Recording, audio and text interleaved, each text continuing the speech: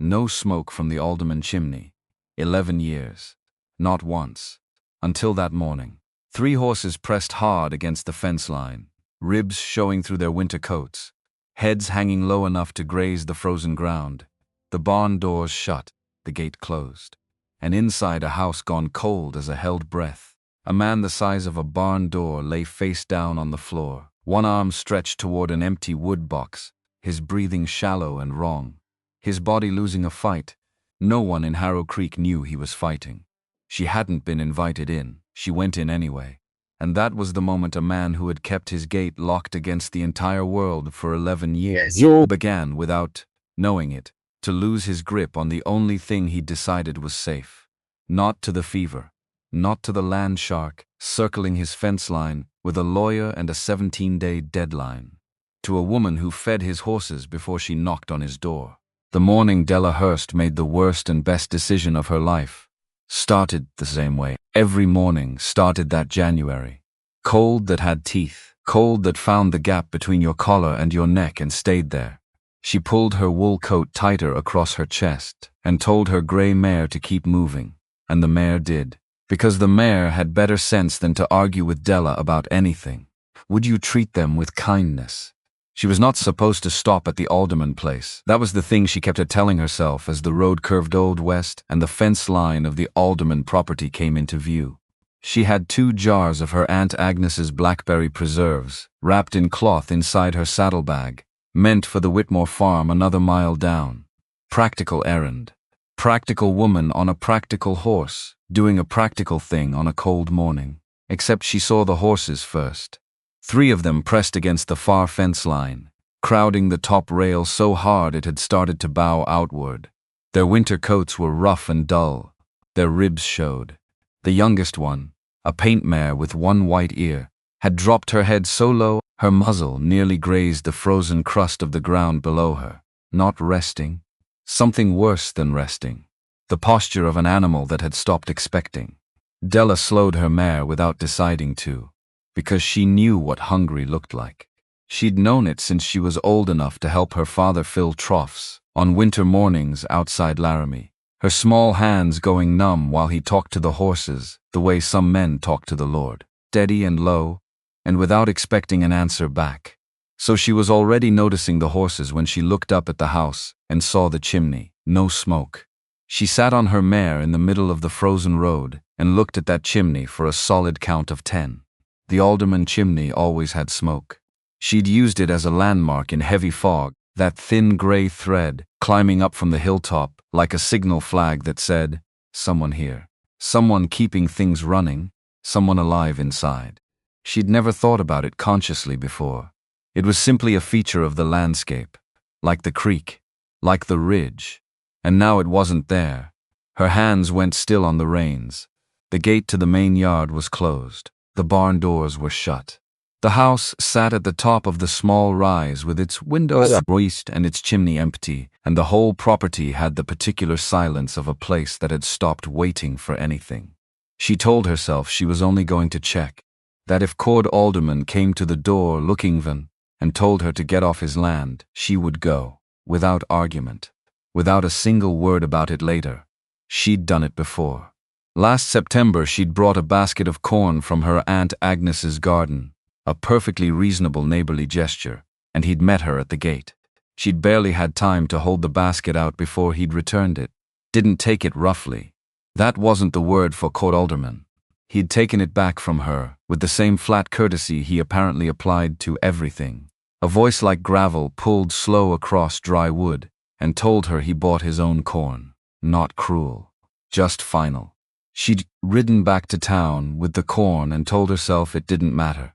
She tied her mare to the post and unlatched the gate herself. The paint mare heard her before she'd crossed halfway across the yard, lifted her head and made a sound that moved through Dela's chest in a way she didn't expect. Not quite a whinny, not quite anything with a name. The sound an animal makes when it has given up, and then, against everything it knows, tries again. She went to the barn first. The feed was there. Oats and dried hay stacked against the back wall in neat, deliberate rows, the way a careful man prepared for a long winter. Enough for a week at least. stacked by someone who'd planned ahead, who'd thought about the horses even when there were other things to think about. She filled the trough without stopping to ask permission from anyone or anything. She worked fast. She was good at fast, had been good at it since the year her father died, and there was no one left to do what needed doing except her and her mother's hands had gone uncertain with grief in ways hers simply hadn't. Would you treat them with kindness? She hauled water from the pump and broke the ice skin on the bucket with her elbow because she didn't want to pull her gloves off in that cold. 20 minutes, maybe a little more. When the horses were eating, she went to the house. She knocked 3 times. Nothing moved inside. She knocked again, harder this time, and called his name and her own through the door. Nothing. Her hand found the door handle. Later she would think about that moment. Later that fraction of a second before she turned it, and she would not be able to explain the absence of hesitation. Some things aren't decisions. They're directions. The way a river moves downhill without choosing to. The cold inside the house hit her first. The particular cold of a space that had been losing heat for hours. Not the sharp outdoor cold. The deep and final cold of somewhere that had given up. Cord Alderman was on the floor. She registered the size of him before anything else. Even down. Even motionless on the boards near the dead fireplace, with one arm stretched toward the empty wood box. The man was enormous. Bigger than anyone she'd encountered. In the 2 years she'd been in Harrow Creek. Bigger than she'd understood from the few times she'd seen him at a distance in town. She'd known he was tall. She hadn't known tall was the wrong word entirely. His shoulders were as wide as a door frame. His hand, the one reaching for the wood box, was as large as a man's whole forearm. He filled the floor around him like a felled tree, and he was the color of old ash. She was across the room in 4 steps. Her hand went to his forehead, and the heat that came off him was shocking. Not warmth. Heat. The kind that meant the body was running something desperate and costly inside it itself. His eyes opened, dark brown, fever bright, staring through her at first, not at her, the way eyes do when the mind is somewhere unreachable. Then they sharpened, found her face. And the first thing Cord Alderman said to the woman, who had just walked uninvited into his house and was crouching over him with one gloved hand pressed to his burning forehead, was exactly what she might have predicted from a man she'd watched return a basket of corn without touching her fingers. "What are you doing in my house?" Not a question. Flat, final. The same voice he'd used at the gate in September, the voice that said this is simply true and I see no reason to discuss it. Dela almost laughed. She didn't, but the almost was real. "You're sick. You've got a fever that could cook a biscuit. How long have you been on this floor?" He tried to push himself up. She placed her palm flat against his shoulder. Not forcefully. She wasn't fool enough to think she could physically stop this man from doing anything he decided to do. He had 4 inches on her and probably 80 pounds. She was simply there, solid, present, and something in that steadiness, or in the betrayal of his own body, or in the way the effort of that one attempted movement had already cost him more than he was willing to show, made him stop. His jaw tightened, went slack. He settled back against the floor. I know you don't. You've made that very clear on previous occasions. I'm building the fire now, so it would help if you'd be quiet while I work." She found wood stacked on the porch. Plenty of it, split clean and dry. The work of a man who planned carefully and didn't leave things to chance. She got the fire going before she went back to him. Found a blanket draped over the chair by the window and brought it across the room and laid it over his shoulders without asking. She sat down on her heels so they were level. She'd learned that years ago. You didn't stand over a man already on the ground. Your horses hadn't eaten. I fed them before I came inside. She kept her voice the same way she kept her hands, steady and occupied with the work. Not performing gentleness, just practical. The paint mare has some trouble with her left foreleg. I noticed when I was filling the trough. Something moved across his face. Not gratitude, exactly. Harder than gratitude, and with more weight behind it. Like a man pressing his thumb into a bruise to check if it's still there. "How long?" she said. Silence. Long enough that she thought he wasn't going to answer. "Since yesterday morning." She let that settle without speaking. Yesterday morning, he had been lying on this floor through an entire day and an entire night, in a house losing heat at the rate of a house, with no fire in temperatures that had dropped to 6 degrees overnight, and not one person in Harrow Creek had noticed the chimney. Not one neighbor had looked up and thought about the absence of smoke. She looked at the set of his jaw, at the way he was watching her from the floor with those fever-bright eyes, not with embarrassment exactly, but with the expression of a man measuring something, taking stock of a situation he doesn't yet know how to classify. Is there someone I should send for? Family. Someone close. The look he gave her then answered without a word. She recognized it, the look of a man who had decided, or had the decision made for him slowly by the years, that he was going to be his own family, his own closest person, his own everything, and it had worked. Right up until the moment it hadn't.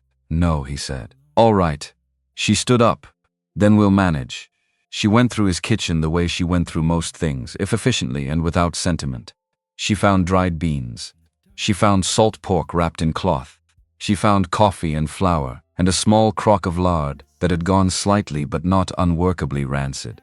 She found a cast-iron pot that hadn't seen recent use, and she filled it, and she started cooking while the fire she'd built began to pull warmth back into the house inch by inch, the way warmth always returned after a long cold, reluctantly at first, then with conviction. She was halfway through slicing the salt pork when his voice came from the other room again. Stronger than before, still rough, but gaining something back. Why are you doing this? Still not quite a question. Because it needed doing. I didn't ask you. No, you didn't. A pause. Longer than the last one. She kept slicing. I don't take charity. She set down the knife, not dramatically. Just set it down. Good. I'm not offering any. I'm making soup because there's a sick man in the next room, and I'd have done the same for one of those horses if they could eat soup. Silence from the other room. Then a sound she couldn't quite categorize. Too short, too contained to be a laugh. But in the neighborhood. By the time she brought the soup in, he had managed to get himself upright against the wall. Both proud and miserable in equal measure, which was something she suspected was simply his natural state. She put the bowl on the floor in front of him and sat across from him, with her back against the opposite wall, and waited. He looked at the soup. He looked at her. You're going to watch me eat. I want to make sure you do. He picked up the bowl. His hands were still shaking but steadier than they'd been when she first found him. He ate without speaking, and she watched the color begin to come back into his face. Slow and uncertain, like the warmth in the room. I remember you, he said eventually. September. The corn. I remember you too. You gave it back. I didn't need it, I know, that was clear. He looked at her sidelong over the rim of the bowl. There was something in his expression she hadn't expected. Not gratitude, not embarrassment, though there was a trace of both. Something underneath those, something sharper and more specific, almost like curiosity. The way a man looks at a thing he's trying to find the right name for. Most people in this town, he said, choosing each word with the care of someone who doesn't use them loosely, would have kept writing, would have told themselves it wasn't their concern. Most people in this town probably have better sense than I do. Why didn't you? She thought about it honestly. She could have reached for the simple answer. It was the right thing. Anyone would have done it. The horses. All of those were true. None of them were complete. Because I know what it looks like, she said, when someone has been alone so long they've forgotten how to let themselves be found. The words landed between them. He looked into his soup bowl for a long moment. The fire she'd built was working now, throwing real heat into the room, catching the angles of his face. He was a hard-looking man, not mean, just made of something dense, like quarry stone. The kind of face that didn't give information away easily. I don't know what you mean by that, he said. Yes, you do. He didn't argue. That alone told her something. He finished the soup. She took the bowl without commenting on the fact that he'd cleaned it entirely. She added wood to the fire. She checked his forehead again. Still too high but measurably down from where it had been. You need to sleep, she said, pulling her coat back on. and you need water. I'm going to leave a full bucket within reach before I go." "You're leaving?" The question surprised her. She thought it surprised him too, from the way something shifted in his face immediately after he said it. "I need to get back before dark." She buttoned her coat, methodical. "I'll come out in the morning to check on the horses." "You don't have to." "I know I don't." She was reaching for her gloves when he said it, still from his position against the wall, still not looking at her. The voice carefully emptied of anything that might be called asking. "The paint mare. She hasn't been right for more than a week. Not just the foreleg. Something else. Off her feet." Dela looked at him across the room. Paused. He was studying the floor beside him with complete attention, giving her information and calling it something other than a request, because requesting wasn't something Cord Alderman had practice at. "I'll look at her more carefully in the morning," she said. She walked out into the cold and rode back toward town, with the light going purple at the edges and something sitting in her chest that she told herself was only the satisfaction of having done a useful thing. She wasn't entirely sure she believed herself, but she wasn't ready to look at it directly yet. Some things you approach sideways. You circle them for a while first. You let them be what they are before you name them. She came back the next morning, and the morning after that, and the 4 mornings after those. She told herself each time that she was going for the horses.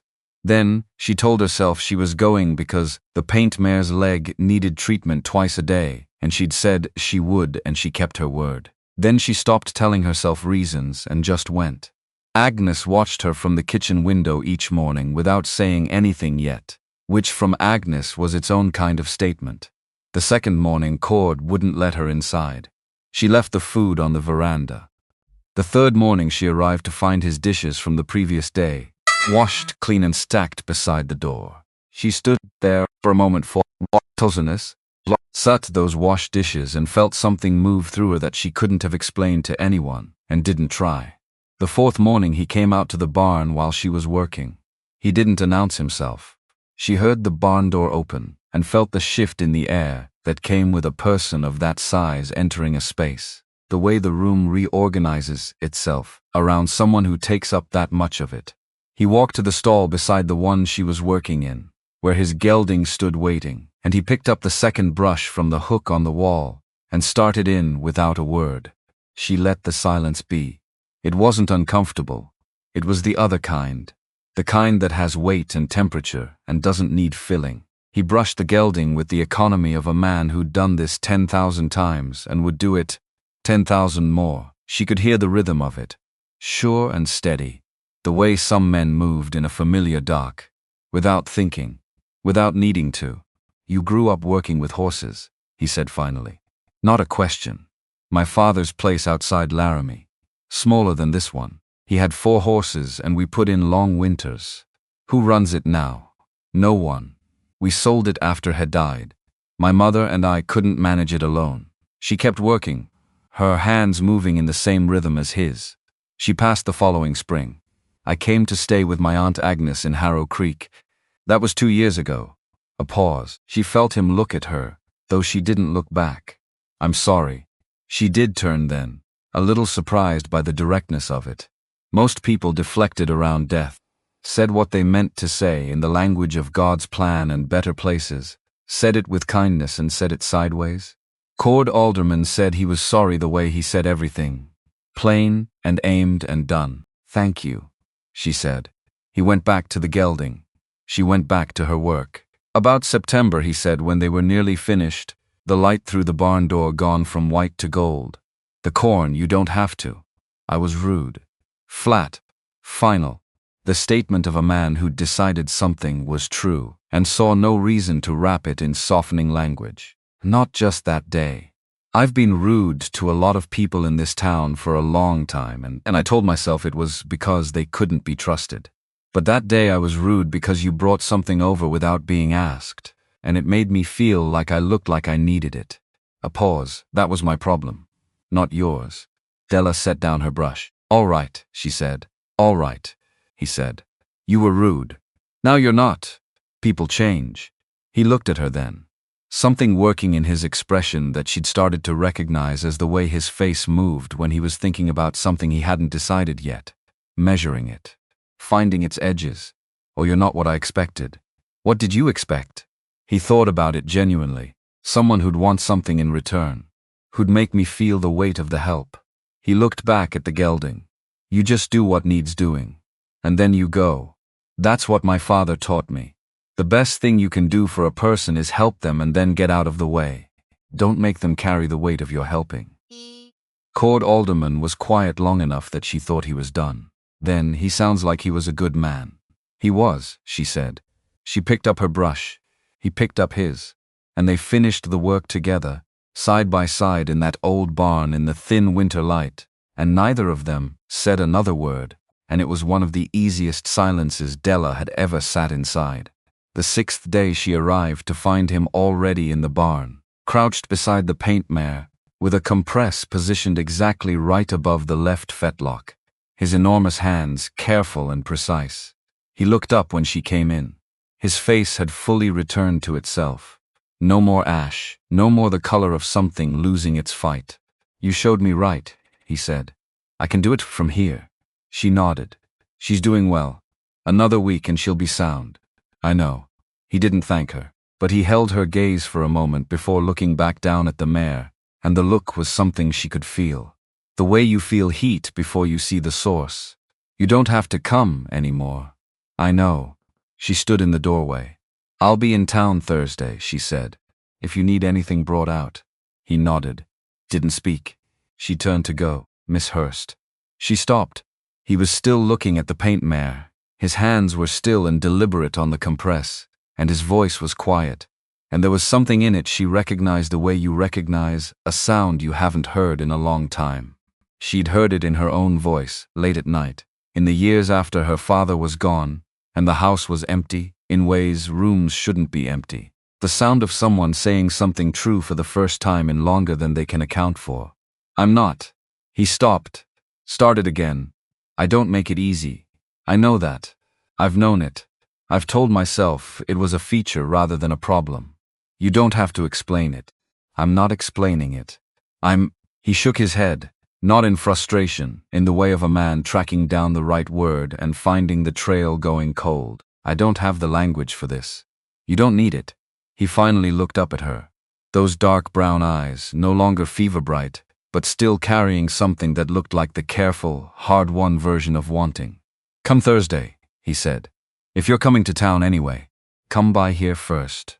Not eloquent, not romantic by any definition that would satisfy a woman who hadn't spent the last 6 days learning the vocabulary of a man who said everything with the minimum necessary words and meant every one of them. But Dela Hurst heard it for exactly what it was.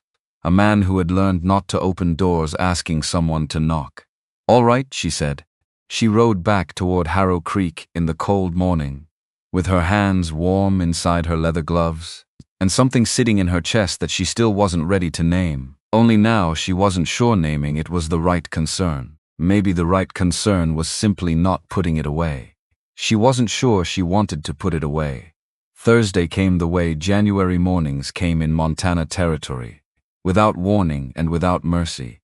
She'd told herself she wasn't going to count the days. She counted them anyway. 6 of them from the morning she'd ridden away from the Alderman place, with that quiet, unnamed thing lodged under her ribs. 6 nights of telling herself it was nothing more than the satisfaction of work done right. She believed herself about 4 of those 6 days. The 5th morning she stood at her wardrobe longer than usual. The 6th morning she came back to it twice.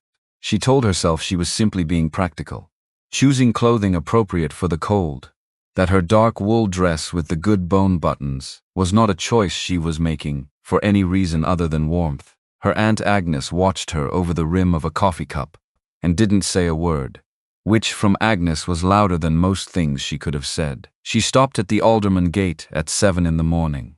Smoke above the chimney, thin and gray and rising steady against a white sky.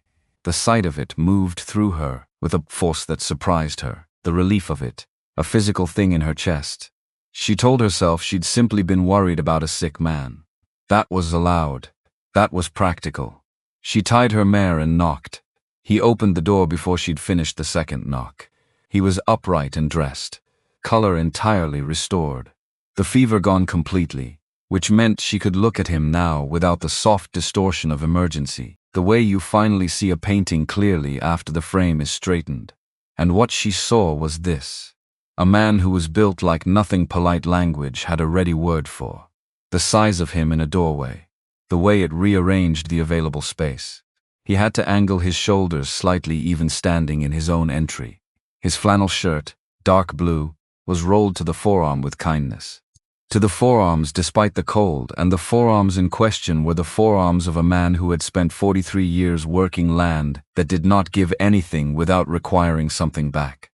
He looked at her the way he'd been looking at that bowl of soup their first morning, like something he hadn't decided yet whether to allow himself to want. "You came," he said. "I said I would." A pause. A Cord Alderman pause, which she was beginning to understand was not empty but full of whatever he was working out how to say. "Come in. Coffee's on." Would you treat them with kindness? She'd only been inside his house once that first morning, and most of her attention that morning had been occupied with the man on the floor rather than the house around him. Now she could see it clearly. Spare. Functional. The house of a man who had stopped expecting company. Every object had a use and a reason. Nothing extra anywhere, except on the table where there was a plate covered with a cloth. She looked at it. "I made biscuits," he said from behind her, the voice carrying the precise flatness of a man who is not going to be embarrassed about making biscuits. "You fed me for a week." Seemed only right. She turned and looked at him. "You made biscuits. Don't look at me like that. A man can make biscuits." She lifted the cloth. They were uneven. One had a scorched bottom. They were the finest biscuits she had ever seen in her entire life.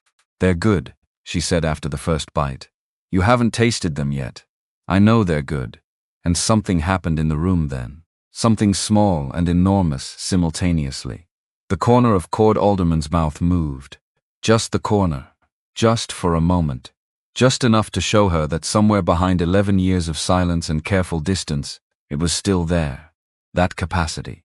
That small, warm human thing that gets buried under enough grief, and enough years, and enough solitude, but does not, it turns out, get extinguished. Dela looked back down at her biscuit, so he wouldn't see what that did to her face.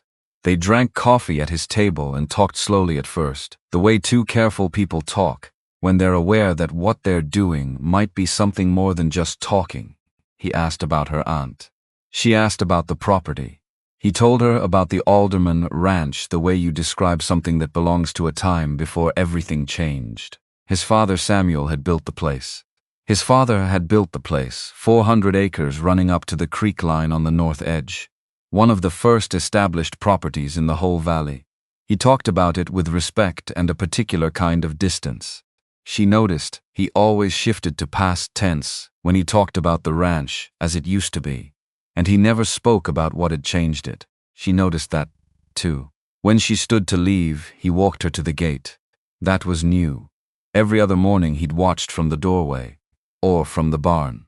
This morning he came outside in his coat, walking beside her across the frozen yard with his hands in his coat pockets and his breath making small, quick clouds in the cold. At the gate he stopped. "Next Thursday," he said. She wasn't sure if it was a question or not. With him, the line between those things was rarely obvious. She decided to treat it the way she'd been treating most things with him. Simply and directly. "Next Thursday," she agreed.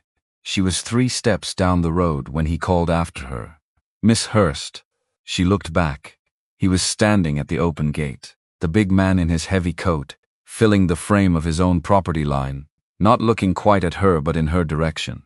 "Dela," he said. Slow. Careful. Like he was testing the weight of the word, making sure it could hold what he needed it to. If that's all right. It was the most careful thing she'd ever heard a grown man say. "It's all right," she said. Cord. She rode toward town with her cheeks warm despite the cold, and did not examine a single thing she was feeling. She was starting to think the examining was beside the point. She was starting to think the whole point was simply to keep riding in his direction. The talk started on Friday. Dela heard it first from Agnes, who heard it treat them with kindness, who heard it from Miriam Cross, who had apparently gathered it from 3 separate women at the dry goods counter before noon, which meant by the time it reached Dela it had already achieved the particular velocity of a story that didn't need facts to keep moving.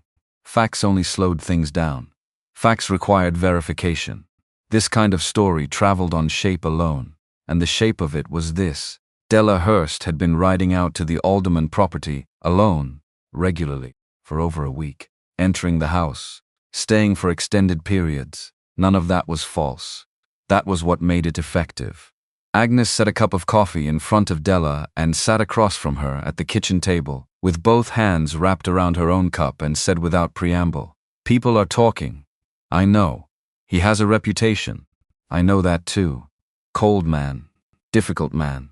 Hasn't let a soul onto that property willingly in longer than anyone in this town can clearly remember." Agnes paused. "He let you in." "He didn't let me in. He was on the floor. I opened the door myself." Dela looked at her coffee. "He let me come back." Agnes studied her the way Agnes studied most things, directly and without apology. She had a way of looking at a person that stripped the unnecessary off and left only the center of a thing exposed. Dela had grown up under that gaze and had learned the only defense against it was to hold still and let it land. "He made you biscuits," Agnes said finally. Dela had said that out loud. She hadn't planned to. "He made me biscuits." Agnes was quiet for a long moment. Then, with the particular gravity of a woman who had survived a bad marriage and 20 years of prairie winters with her capacity for plain speech fully intact, "Lord help you, child. Agnes. That man has closed himself off from every person who's tried to reach him for 11 years. I've watched it. Watched good neighbors try. Watched them get turned back at that gate with nothing but his silence for explanation." Agnes picked up her cup. "There is something in him that is hurt in ways that don't show on the outside. And hurt things can cut you badly, even when they don't mean to." Dela held her coffee and didn't answer immediately. Because Agnes wasn't wrong and they both knew it, and saying so out loud wouldn't improve the situation. "I'm not trying to warn you off," Agnes said more quietly. "I know what I see in your face. I wore something like it once, a long time ago. There's no warning off from it." A pause. "I'm telling you to go in with your eyes open. That's the only thing I'm saying. My eyes are open." "Good." Agnes stood and picked up her cup. "Then drink your coffee and tell me more about these biscuits." But the talk didn't stop at Agnes's kitchen table. By Monday it had grown a second dimension, and that dimension had a name. Preston Vain. Dela learned the shape of him from Roy Tanner, who ran the hardware store on the main street of Harrow Creek, and had known Cord Alderman for the better part of 15 years, and made no particular secret of his regard for the man. Roy had the manner of someone who delivered his opinion sideways, through the careful arrangement of facts, and let you arrive at the conclusion on your own. Preston Vain was 53 years old. He had come to Harrow Creek 4 years ago with a considerable amount of money and a very specific kind of ambition, the kind that expressed itself through acquisition. He had been buying land in the valley the way other men accumulated debts, steadily, systematically, always finding the moment when a property was vulnerable, always appearing with an offer at precisely the right time. 11 properties in the valley now. The Alderman Ranch, 400 acres with water rights sitting at the head of the creek line, was the one piece he hadn't been able to place. 3 offers in 3 years. All 3 refused. Each refusal more absolute than the last. Roy leaned against his counter with his arms crossed and his expression careful. Vain doesn't like the word no, particularly not from a man who is alone and recently sick and has suddenly got a woman making regular visits to his property. He paused. "He was in here Saturday morning, asking questions." Dela's hands went still on the counter. "What kind of questions?" "The kind a man asks when he's constructing something." Roy looked at his inventory. "About you, your situation. How often you'd been riding out to the Alderman place. I didn't tell him anything that wasn't already making the rounds. But I thought you ought to know he was asking." She rode out to the Alderman property that afternoon. Not Thursday. Midweek, unplanned, because Roy's words were sitting in her stomach like a stone, and she needed to move them somewhere. She wasn't entirely sure what she needed. She needed the smoke from the chimney. She needed to see that everything was exactly as she'd left it. Cord met her at the gate. He'd seen her coming, and he'd come out to meet her, which she registered without comment and filed away beside other things she was collecting. The biscuits, the washed dishes, the way he'd walked her to the gate last Thursday. "Something's happened," she said when she reached him. "Or might happen. I thought you should know." She told him about Roy, about Vain's questions. She watched his face while she talked, watched it move through something that carried elements of anger and recognition, and a very old, very tired resignation all layered together. When she finished, he was quiet long enough that a lesser woman might have tried to fill the silence. Dela let it stand. "Vain," he said. Just the name. Flat. The way he said things he felt most deeply. Not to conceal them, but because that was the only container he had that could hold them without spilling. "He came to me in the spring. Offered me 60 cents on the dollar for the full property. Said I'd be smart to take it." A pause. His jaw set at the angle it went to when he was deciding not to react. He has a way of saying things so they sound like advice and land like a warning. "What did you tell him?" Cord looked at her with something that might have been the ghost of a dry smile on a less controlled face. "What I always tell people who walk onto my land and tell me what I'd be smart to do." "Right." She looked at the fence line. "He's going to use this. Whatever people are saying about me coming here, he's going to find a way to use it." "I know. Then you should probably stop me from coming." He said it, the way he said things he'd decided were correct even when they cost him something to say. And he wasn't looking at her when he said it, which told her more than the words themselves. "No," she said. He did look at her then. "I'll stop coming when I decide to stop coming. Not because Preston Vain is asking questions about me in the hardware store. That's not a reason." She held his gaze. Something moved in his expression, quick and complicated. She thought it might be relief. It was gone before she could be certain. "You're stubborn," he said. "My father was stubborn.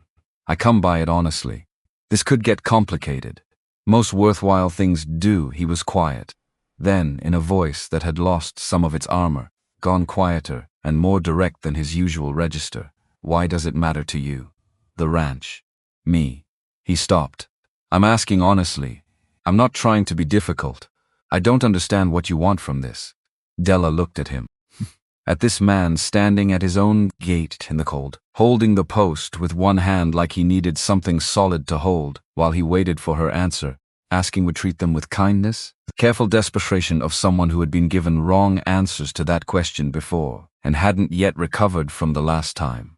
"I don't want anything from it," she said. "I want to be in it. There's a difference." He was very still. "I don't know what to do with that." "You don't have to do anything with it. Not yet. Just don't push me away because Vain's asking questions. That's all I'm asking." He held her gaze for a long time. The cold was settling around them and the light was thin and the valley spread out behind her in the white January stillness, and Cord Alderman stood at his gate and made the kind of decision that doesn't look like a decision from the outside. "All right," he said. She rode back toward town. She heard the gate close behind her. Slowly, the deliberate sound of a man closing a gate, but not perhaps a door. The first direct test came Wednesday. Miriam Cross, wife of the pastor, the kind of woman every small town had. Not cruel, exactly. Just positioned at the center of things in a way that gave her words more weight than they perhaps deserved. She arranged the church flowers.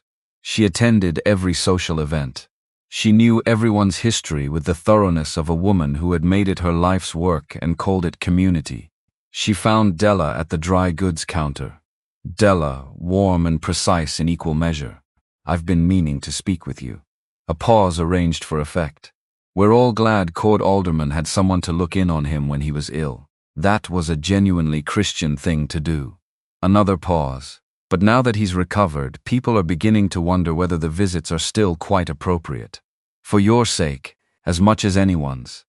Dela set down the cloth she'd been examining. "I appreciate your concern, Miriam." He's not a man who— Miriam stopped, recalibrated.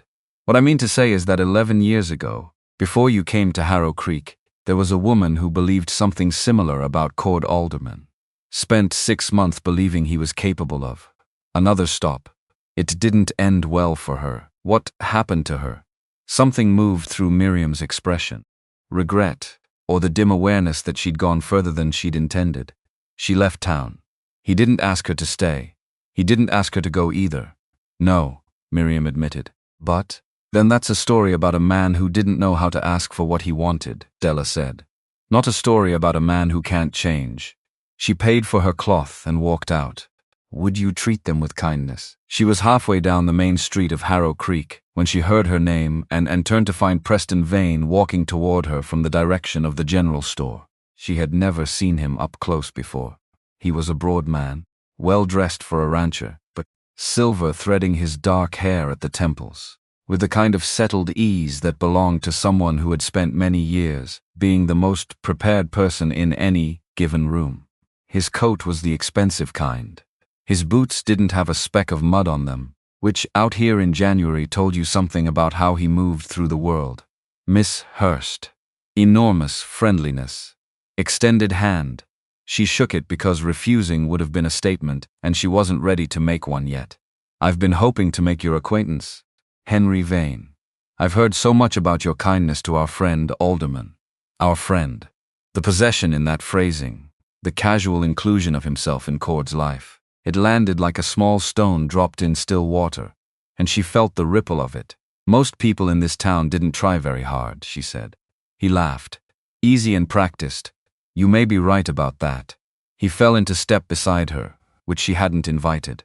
I wonder if I might offer some advice. From someone who's known Alderman somewhat longer than you have.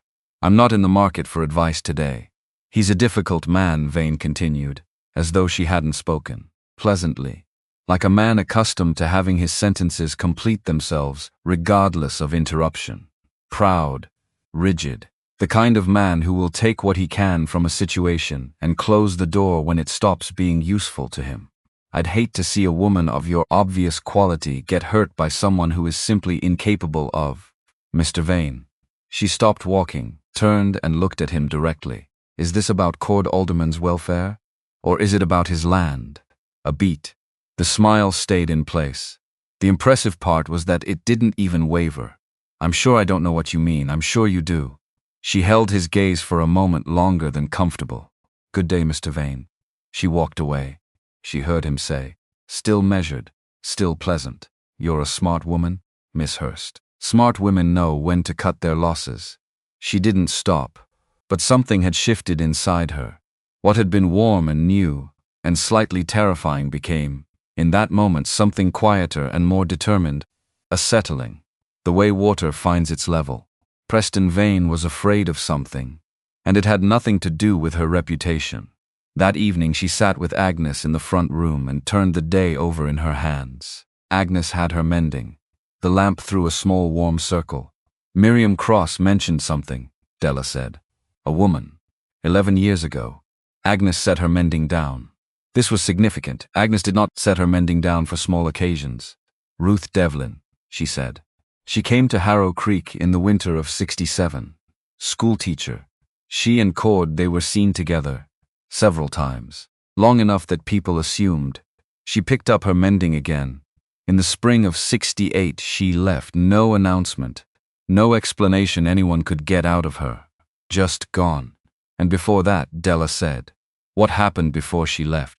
What happened 11 years ago that made him? She stopped, looking for the right word. Agnes's hands went still. His brother, she said. Jesse Alderman, younger than Cord by 3 years. They ran the ranch together. A pause that had weight in it. There was a storm. A bad one.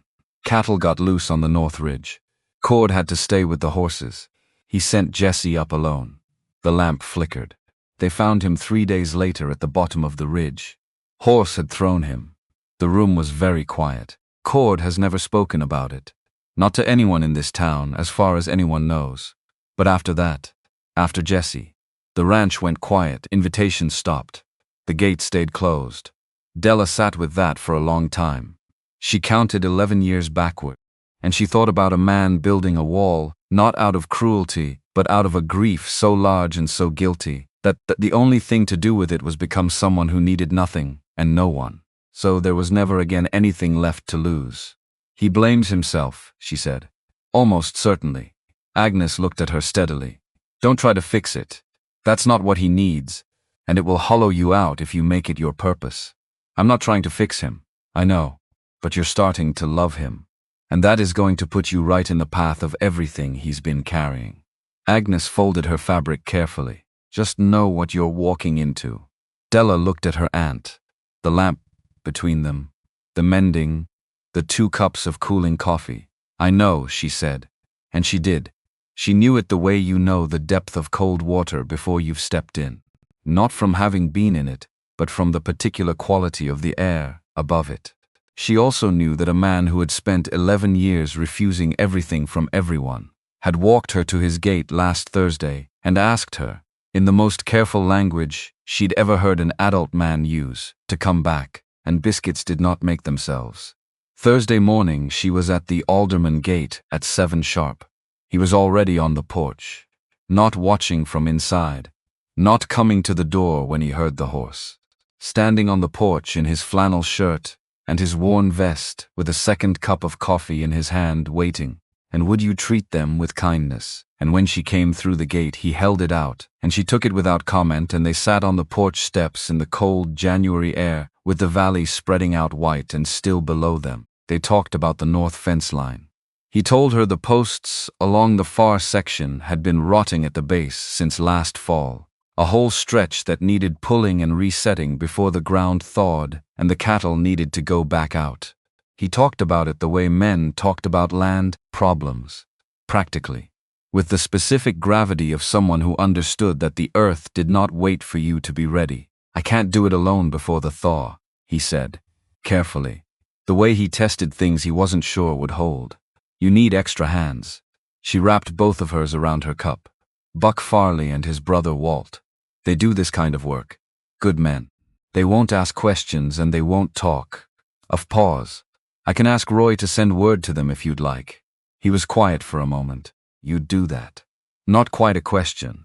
The thing he did, making observations about her that were really questions about whether she was real, whether she'd still be there the next time he looked. I'd do that, she confirmed. He nodded, looked out at the valley. Would you treat them with kindness? The frost on the grass caught the early light and made it look like scattered glass. He was quiet long enough that she thought the conversation had moved on inside him to something else. Then Vain came by. 2 days ago, didn't come to the gate. I saw him from the barn window, sitting his horse out on the road, looking at the north fence line. Just looking. Then he rode on. That's what a man does when he's waiting, Dela said carefully. Waiting for what? For something to fall. She looked at him, at the set of his jaw, at the way his hands had gone still around his cup. Cord. A man watching a fence from the road is a man who doesn't have what he wants yet, which means you still have it, which means there's still time. Cord Alderman looked at her for a long moment. Something working with kindness, something working behind his eyes, something she was getting better at reading. The difference between silence that meant he was done thinking and silence that meant he'd only just started. Dela, he said. Her name in his mouth still had the quality of something he was learning to trust with weight. There's something I haven't told anyone in this town in 11 years. She was very still.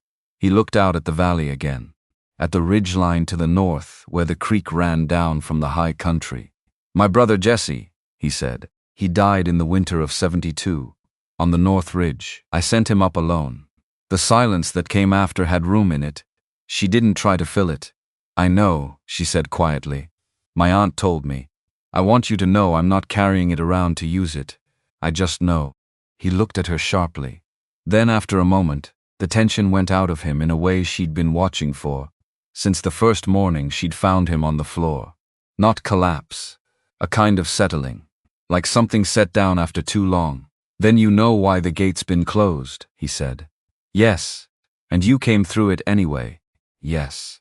He looked at her. Just looked.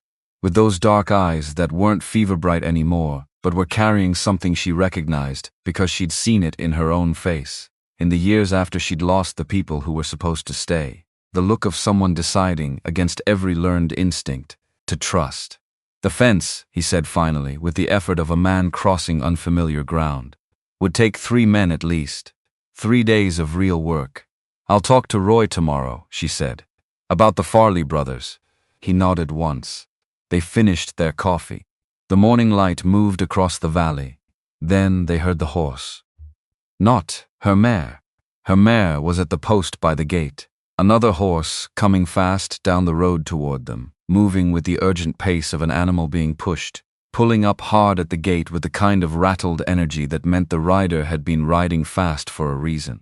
It was a man from town. One of Roy Tanner's workers. Dela recognized the face, breathless and white in the cold, his wide-brimmed hat pushed back, his heavy canvas coat open despite the weather. Miss Hurst. The voice strained at the edges. I've been looking for you. There's a lawyer down at Roy's. Came in on yesterday's stage from the county seat. Says he's got papers. A swallow. Says there's a lien on the Alderman property. Says Mr. Alderman owes money on the water rights, and if it isn't settled by end of month, the rights transfer to whoever purchased the debt. Silence. Dela looked at Cord. His face had gone absolutely still. The kind of still that was the opposite of calm. Who purchased the debt, he said. His voice was quiet. Very quiet. The rider swallowed again. Lawyer wouldn't say, sir. Said you'd need to come to town to hear it official. Cord was already standing. Dela stood beside him. She put her hand on his arm. The first time she'd done it intentionally. Reached out rather than reached in to help. She felt him go rigid under her hand, and then slowly, the way ground absorbs rain, absorb it. Hold still and let it happen. We'll go to town together, she said. We'll hear it official and then we'll figure out what to do. He looked at her hand on his arm, then at her face. Together, he said. Like a word in a language he was still learning. Like a thing that didn't quite fit yet, but might, given time. Together, she confirmed. They rode into Harrow Creek side by side. Dela had not planned it that way. But there they were, Cord's bay gelding, and her grey mare moving down the main street at the same pace, and she could feel the town registering them before they'd even reached the hitching post. Not watching exactly. The particular quality of not watching that meant everyone was watching. Cord felt it too. She could tell by the way he sat his horse. Straight and deliberate, his jaw at the angle it went to when he was deciding not to react. They're looking, he said, not moving his head. They were going to look eventually. May as well give them something worth seeing. Something moved at the corner of his mouth. Not quite a smile. Not quite nothing either. Roy Tanner was already outside his store. His coat half buttoned.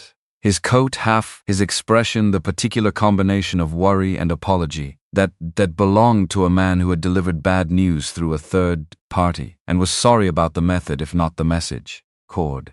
He lowered his voice. The lawyer's name is Norris. Clay Norris. Came in yesterday from the county seat. He's been talking freely to anyone who'd listen. Roy glanced at Dela, then back at Cord. The debt is real. Your father took it on back in 71. Water rights lean against the North Pasture acreage.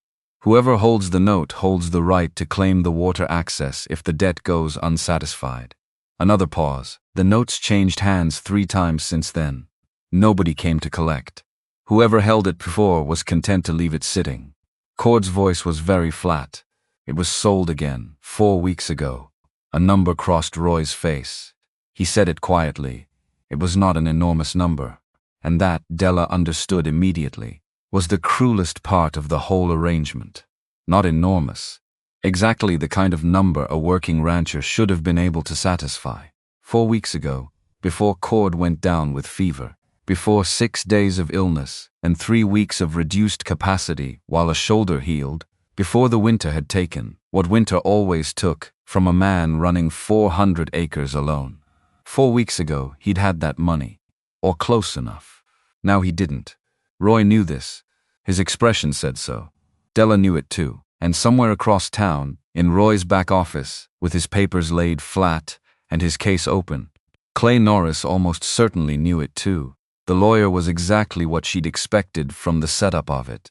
A young man with expensive clothes and the careful manner of someone trained to deliver unpleasant truths without appearing to enjoy the delivery.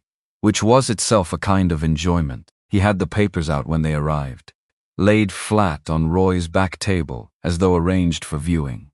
He told them what Roy had already told them, in more formal language, with dates and figures and the specific legal terminology designed to make inevitable things sound inevitable. The lien, the debt, the timeline, end of the month. 17 days to satisfy the note in full, or the water rights on the north pasture would transfer to the current holder. And who, Cord said, in that voice that had gone so flat and so final it barely qualified as a question, is the current holder? Norris had been waiting for this. She could see him waiting for it. A land management company registered in the county, Valley Reach Properties. He paused, timing it. Mr. Vain is the principal officer. The room went quiet. Cord did not move. He sat to treat them with kindness, with his hands flat on the table and his face completely still, and she watched him hold the shape of what had been done to him without flinching, without looking away from it. The way a man holds something burning and refuses to drop it until he understands exactly what it is. He bought the note, Cord said. That is correct. Because he knew I wouldn't sell him the land. Norris straightened his papers. I'm only here to deliver the legal notice, Mr. Alderman. What Mr. Vain knew or intended. Is there any provision? Dela said, cutting across the room with a calmness she was building from the ground up, for disputing the validity of the original note. Norris looked at her. He had not addressed her directly once since they'd sat down. That told her something. The note is valid. It was properly executed and recorded. I didn't ask if it was valid. I asked if there's a provision for dispute. A pause. In theory. If there were grounds. Fraud, misrepresentation, clerical error in the recording. He adjusted his cuffs.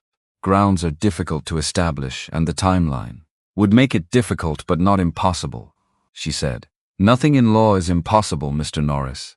She stood. Cord stood a half-second after her, reading her the way he'd started to read her. Not the words, but the intention underneath. They were outside before either of them spoke. Something was wrong with the way he delivered it, she said, the moment Roy's door closed behind them. He expected us. He had those papers arranged. He looked at me like he'd been told I'd be there. Cord was already nodding slowly. Vain told him. Which means Vain knows. About me. About Thursday mornings. About all of it. She looked at the street around them.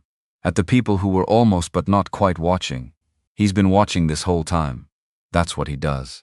Cord's voice had gone to the low, controlled place that wasn't calm, but was keeping itself carefully adjacent to calm. He watches. He finds the seam in a thing. He waded through my father's death. He waded through. He stopped on a name. Just barely. A half-second. He waited for something to go wrong again. Nothing went wrong, she said. You got sick. That's not the same thing. He looked at her sharply. She met his eyes and held them. Don't stand on your own main street and blame yourself for getting sick. That's not thinking. That's just hurting yourself. Something shifted in his face. The anger and the grief and something older. Something that had been there longer than both of those, moving underneath. The water rights on the north pasture, he said. Without them, the north acreage can't support grazing from August through October. Without the north acreage, the cattle numbers don't work. Without the cattle numbers, the ranch doesn't operate, she said. I understand. Then you understand what he's done. I understand that he engineered this. Would you treat them with kindness? He waited for the right moment, and he pulled a mechanism he'd had in place for years, and he pulled it at the exact moment when he thought you were too alone and too weakened and too proud to find another way out. She looked at him steadily. He was right about everything except the last part. Cord was very still. What are you saying? He said. Careful. Measured. I'm saying we have 17 days. And I know people in this valley who have no love for Preston Vain and might have strong opinions about a man using a dead rancher's old debt to pry land away from his son. She said it plainly. No performance in it. I'm saying there may be options he hasn't accounted for. You can't. I'm not offering charity. I'm offering strategy. You know the difference. A long, hard silence. The kind that had decisions inside it. And then from behind them, smooth and warm as river water over flat stones on a summer day. What a lovely morning for a conversation. They both turned. Preston Vain stood on the boardwalk outside the general store, hat in hand, with the particular smile of a man who has arrived at exactly the moment he planned to arrive at. His coat was the expensive one. His boots, as always, were spotless. He stepped down from the boardwalk and crossed toward them with the ease of someone crossing his own property. Cord, warm, like old friends. I hope Mr. Norris's visit wasn't too much of an inconvenience. His gaze moved to Dela, settled. Just long enough. I understand congratulations may be in order. Cord went rigid beside her. There's nothing to congratulate, he said. Of course. The careful smile. The smile that said of course, in a way that meant the opposite. Though I must say, Vain let his gaze move over Dela with the practiced precision of a man who understood exactly how much attention to pay and for exactly how long. It's admirable. Miss Hurst's dedication. Riding out to a sick man week after week. A brief pause. The town does love a generous woman. The word generous landed in the space between them like a coal dropped on dry wood. Dela understood exactly what he was doing. Not threatening, not accusing. Just taking the same words the town was already using and putting them in his mouth in a way that made them mean something else entirely. Generous, charitable, dedicated. The shapes of kindness rearranged into the shapes of something else. "What's your offer?" she said. Both men looked at her. "I beg your pardon," Vain said. "Your offer for the water rights, for the land, for whatever it is you actually want. You didn't come over here to make conversation. What are you offering?" Vain recalibrated. She saw him do it. The small reset behind his eyes. The adjustment of a man who had prepared for a different conversation. "The same offer I've made 3 times. 60 cents on the dollar for the full property." "Not fair," she said. "Insulting. Try again." Something shifted in Vain's expression. Not quite surprise and not quite respect, but in the neighborhood of both. 70 cents. The water rights alone represent at least 30% of this property's total operating value. 70 cents on the dollar for the full property, once you account for stripping that operating value, puts the effective offer back at roughly 60 cents, which is where we started. She kept her voice pleasant, conversational, like they were discussing weather. "So again, try again." Silence. Cord was very still beside her. She could feel the effort it cost him to stand in the middle of his own town and let someone else carry the conversation. She understood that cost. She wasn't going to waste it. The note on the water rights, she said, should be satisfied at its original value. "And I think you'll find that, if you pursue this through legal channels, which you would have to because Cord Alderman will not yield to you and he will fight it through every avenue available to him, you'll find it more expensive than the land is worth to you." She paused. Unless this was never really about the land. Vain's expression did something interesting. Covered quickly. But she'd been watching for it. "What else would it be about?" he said. "I don't know yet," she said. "But I intend to find out." The practiced smile came back. Settled and sure. "You're a remarkable woman, Miss Hurst. Truly." He looked at Cord. "You're a fortunate man." He settled his hat back on his head. 17 days, he said to the air between them. Pleasantly, as though offering a reminder about something minor. "Think carefully." He walked away. Cord watched him go with his hands very still at his sides. When Vain had turned the corner of the mercantile and disappeared, Cord let out a breath, slow and controlled. The breath of a man who had been holding himself at a specific temperature for the last 20 minutes and was allowing a small and careful release. "You didn't have to," he started. "He wasn't listening to you. He's heard your voice say no 3 times and filed it under things that don't change. He hadn't heard mine." She watched the empty corner where Vain had disappeared. "Now he has. He's going to push harder." "Yes. At you," he said. "Not just at the property. At you specifically. He's going to push at your reputation. You're standing here. For a woman alone in a town like this, that's not nothing." "I know, Dela." His voice had changed. The flatness still there, but underneath it something she hadn't heard before. Something close and real and needing to be said. "I need you to understand what you're putting yourself in the middle of. Vain doesn't fight loud. He fights quiet. in the places where a person's reputation lives. She turned to face him. "Do you trust me?" she said. He held the question.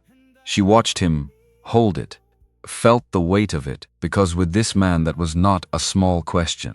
It was not a quick question. It was a question that had to travel through 11 years before it could find an answer.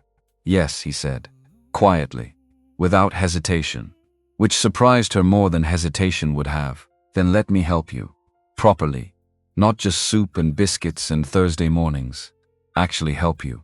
Cord Alderman looked at her across the empty main street of Harrow Creek in the thin winter light, with Preston Vain's footprints still in the snow where he'd stood, and with 17 days of deadline pressing in from every direction, and he said, "All right." They spent 2 hours in Roy's back room after that. Roy had records going back 20 years. Land records, water rights registrations, the assessments and notes accumulated by a man people had been bringing their business to since before Harrow Creek had a proper name. It was Dela who found it. Almost missed it. A small thing, a discrepancy in the recording dates of the water rights note. The note had been executed in September of 1871, but the county recording showed October 6th, 22 days between execution and recording.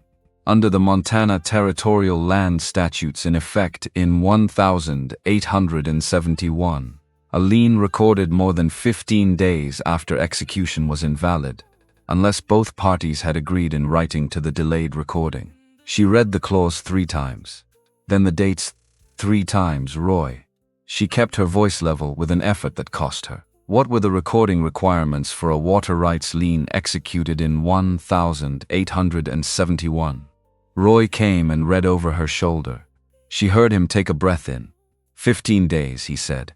In 71 it was 15 days. They extended it to 30 in 74. He looked at the dates again. This was recorded 22 days after execution. The silence that followed had the particular texture of a room in which something important has just shifted. "If there's no waiver," Dela said, "then the lien never legally attached," Roy said carefully. "But we'd need the original execution documents, not just the recording. If there's a written waiver somewhere, where would those be?" she said. "County Courthouse, Billings." She looked at Cord. He was looking at the document, at the dates, at the specific numbers that might mean everything or might mean nothing, depending on what was sitting in a courthouse 50 miles away. His face had the quality of a man forcing himself to reckon with the possibility of hope after a long time without it, which is a more difficult thing than reckoning with the possibility of loss. "I'll go," she said. Both men looked at her. "It's a 2-day ride," Cord said.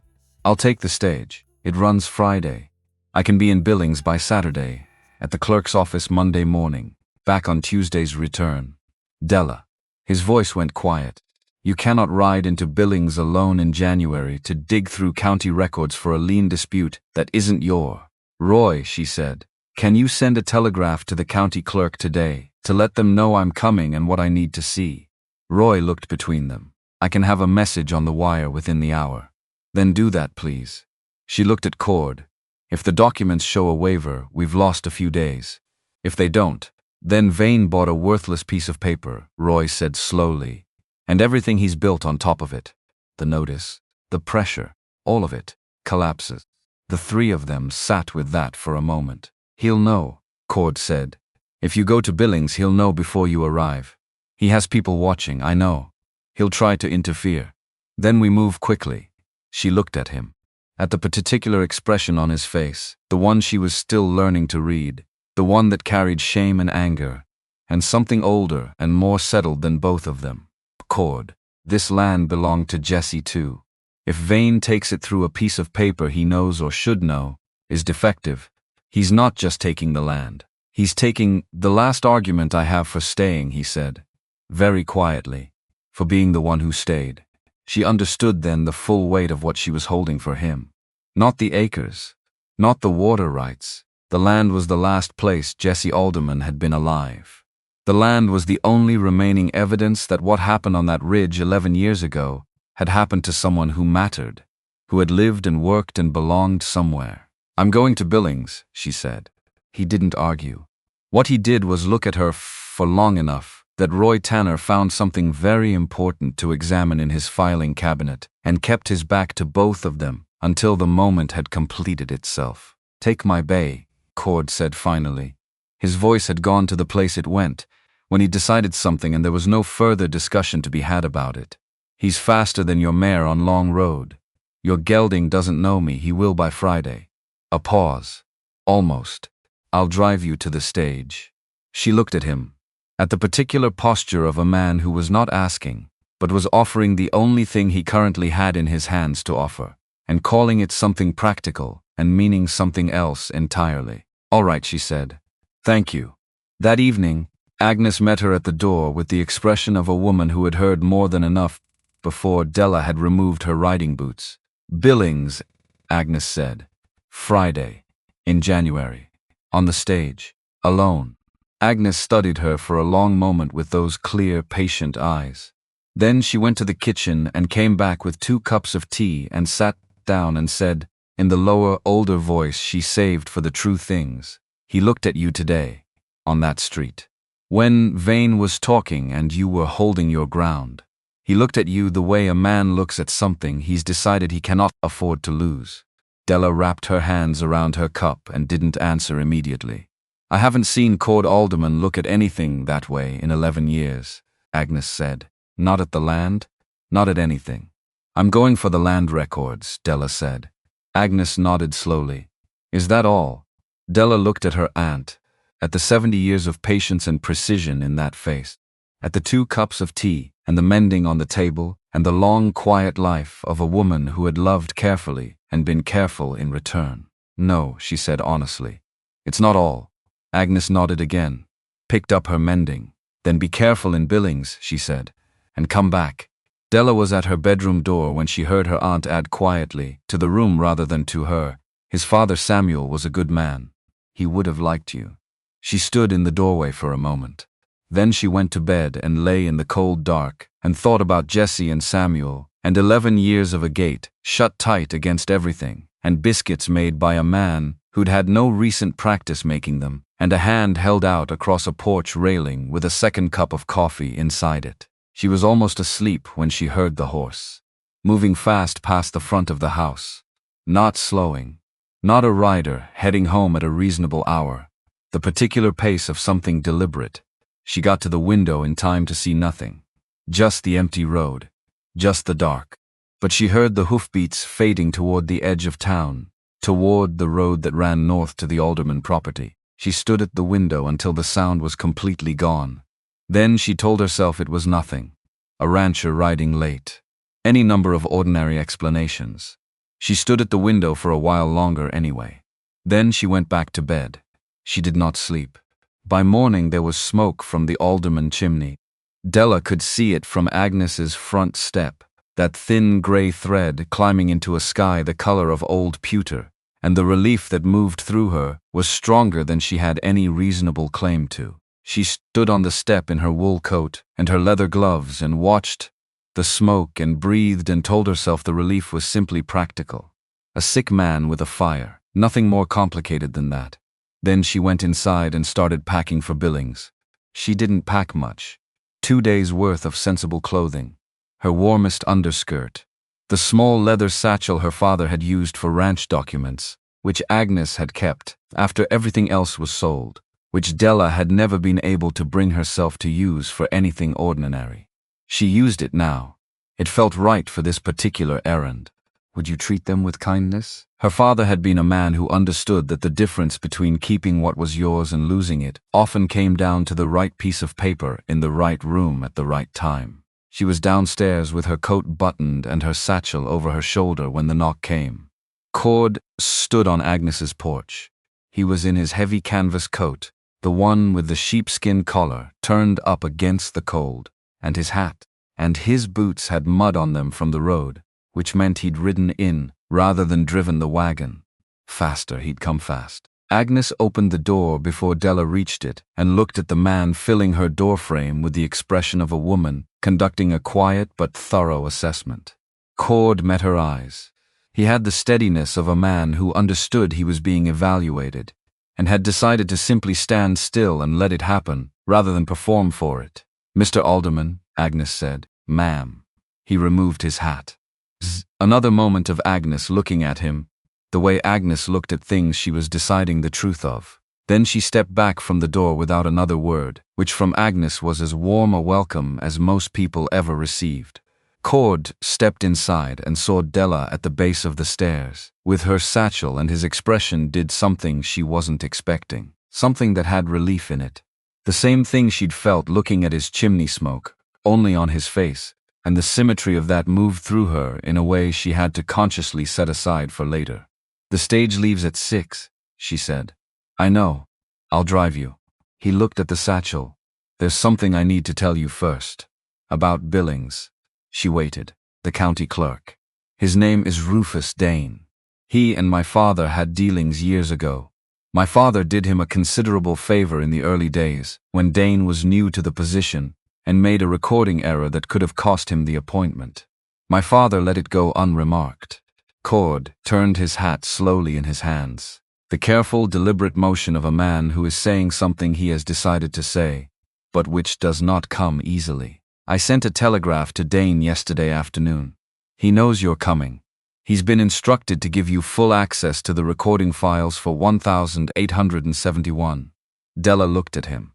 "You sent a telegraph yesterday, before I came to town to meet you at Roy's." He held her gaze.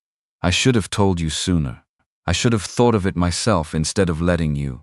You were healing," she said, "and running 400 acres alone and getting your cattle in from a pasture with no fence. You were doing plenty." His jaw tightened, not in anger, in the effort of receiving something without deflecting it, which was its own kind of work for this particular man. "Dane will have what you need. If the waiver doesn't exist in the original files, he'll give you a certified copy of the recording date and the execution date with the county seal. That's what we'll need. And if the waiver does exist," she said, "then it exists, and we figure out what comes next." He looked at her steadily. "But my father didn't sign things without reading them. He told me everything about the property. Everything. The land, the water rights, what they meant. He didn't tell me about the debt because he was ashamed of borrowing. But he would never have signed a waiver on the water rights without telling me." His voice dropped a register. Those rights were Jesse's too.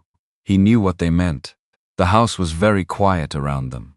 Agnes had made herself absent with the particular discretion of a woman who understood when to leave a room. "All right," Dela said. "Then I'll find it." The stage depot was 4 blocks from Agnes's house, and they walked it in the dark, Dela carrying her satchel, and Cord walking beside her, with his hands in his coat pockets, and their breath making small, quick clouds that disappeared into the cold air above them. It was not quite 5 in the morning. The town was still.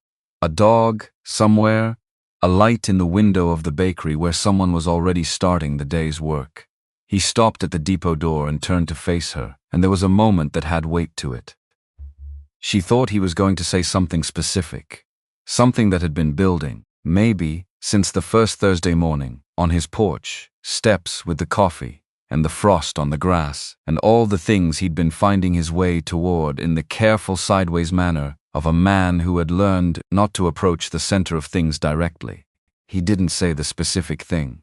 What he did was reach into his coat pocket and bring out something wrapped in a square of clean cloth, small and heavier than its size suggested, and hold it out to her. She unwrapped it in the lamplight of the depot doorway. A compass. Brass. Old. Worn smooth at the edges from years in a coat pocket. The kind of wear that came from being handled, from being trusted, from being the thing a man reached for when he needed to know where he stood. On the back, engraved in letters small and deliberate, and clearly made by someone who cared about getting it exactly right. So 1851. Samuel Alderman.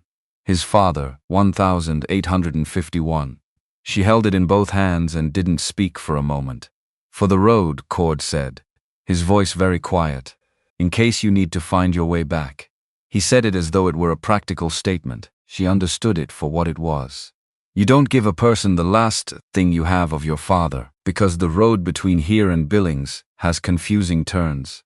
You give it because you want them to come back. Because you want them to know there is somewhere to come back to.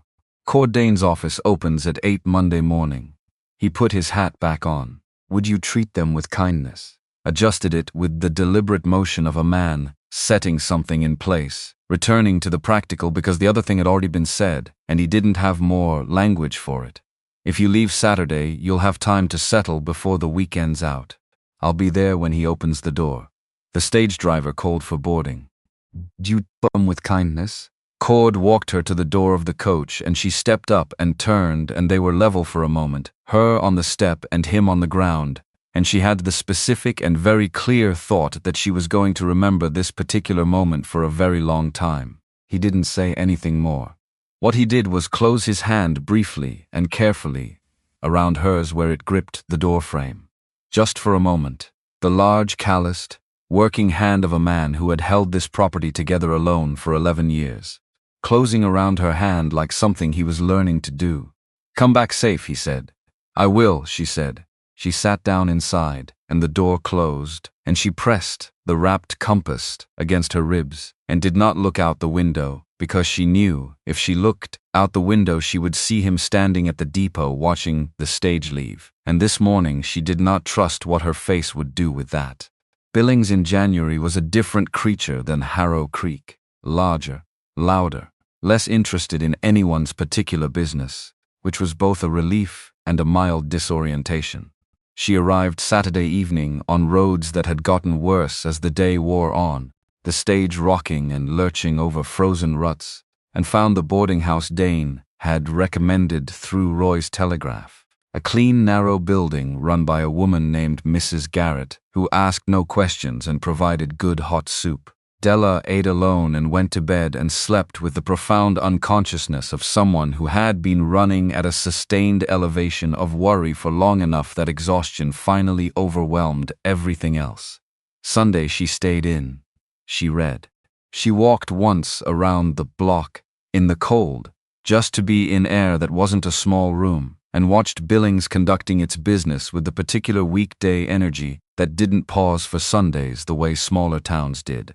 She held the compass, keepence in her coat pocket, and turned it over in her gloved fingers, while she tried not to construct elaborate scenarios around what she might find Monday morning. Either the waiver existed, or it didn't. If it did, they'd lost 4 days, and she'd need to think of something else. If it didn't, would you treat them with kindness? Then Vain had bought a piece of paper that was worth nothing, and the entire architecture of pressure he'd built on top of it, the legal notice, the lawyer, the deadline, all of it, had no foundation. Would you treat them with kindness? She was 90% certain the waiver didn't exist. She had to keep allowing for the 10% that it might, because the 10% was what kept her honest. She went to bed Sunday night with the compass on the nightstand where she could see it in the dark. Monday morning she was at the county clerk's office when the door opened.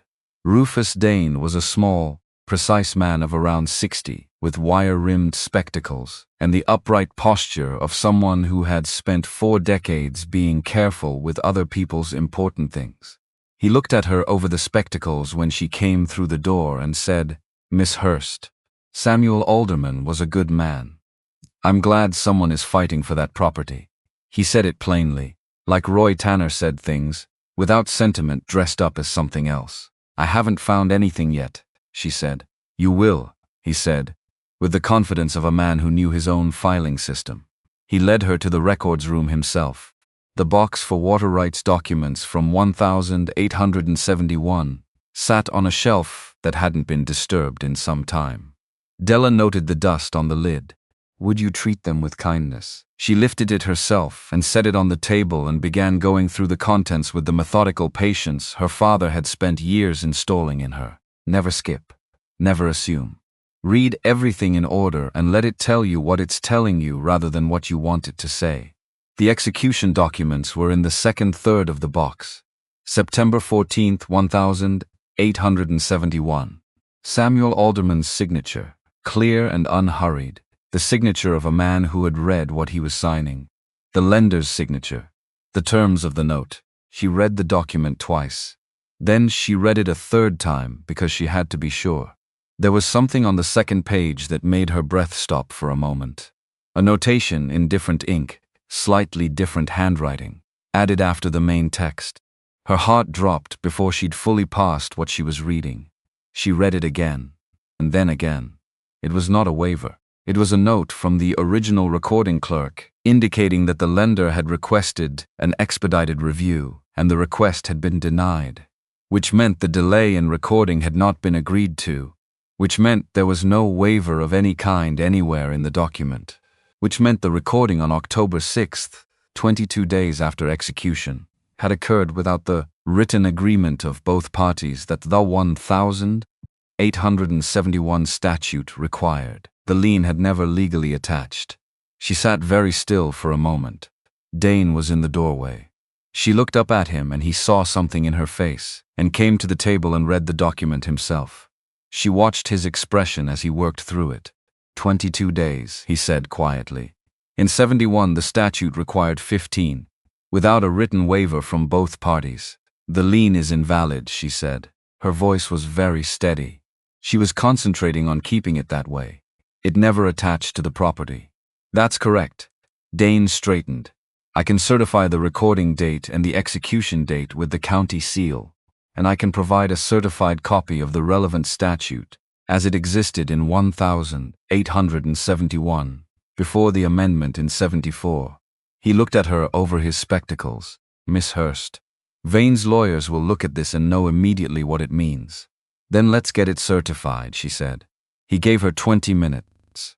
She sat in the records room with Samuel Alderman's compass in her palm and let herself feel, for exactly that duration, the full force of having been right, the relief of it, the particular sweetness of a thing that was supposed to work actually working. Would you treat them with kindness? Then she folded it away because there was still the stage to catch and a town to get back to, and a man standing at a gate somewhere north of here who had trusted her with the last object of his father's that he still had. She sent the telegraph to Cord from the office 2 streets over. 4 words, found it. Coming Tuesday. Then a second to Roy, lien invalid. Need attorney by Wednesday. She bought coffee and a piece of cherry pie, which was slightly too sweet, from the counter next door and sat at the window and watched Billings and thought about what came next. The legal outcome was a matter of process now, and process she could manage. It was the other thing she was thinking about. The part that wasn't in any filing box. The part that existed in the specific gravity between 2 careful people who had been circling the center of something for weeks without yet naming it. She thought about Ruth Devlin, who had left in the spring of 1868 without explanation. 6 months of something that looked like courtship. A man who hadn't found the words to ask her to stay, not because he hadn't wanted her to. Dela was almost entirely certain, now, that he had wanted her to desperately, but wanting and asking were different countries, and Cord Alderman had spent 11 years learning to live in the country where you didn't ask for anything. She was going back to knock on a door that a man with enormous hands and an enormous grief had finally left fractionally open. She was going back, and she was going to let what happened next happen, at whatever pace it needed to happen. What she was not going to do was let it be swallowed by silence.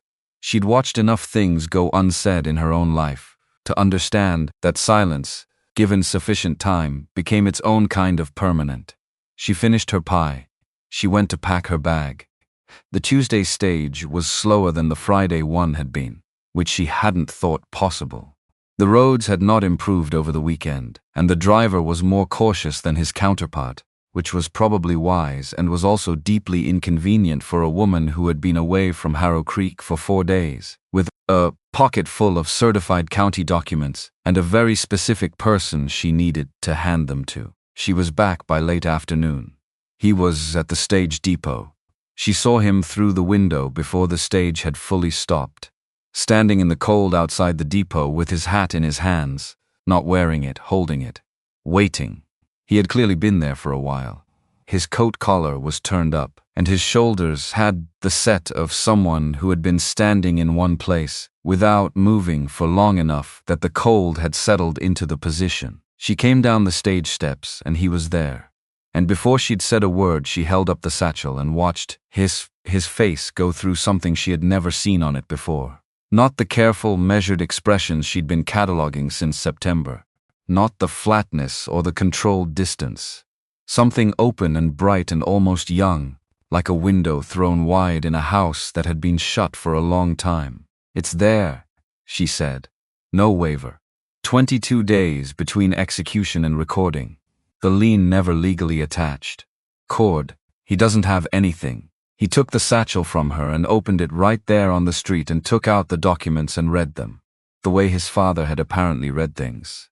Completely and carefully, without trusting to anyone's summary of the contents. When he looked up, his eyes were very bright. "Dane certified it," she said. "County seal. Roy has already been in contact with Luther Webb, a land attorney who handles these disputes. He's seen a copy of the recording dates. He says it's solid."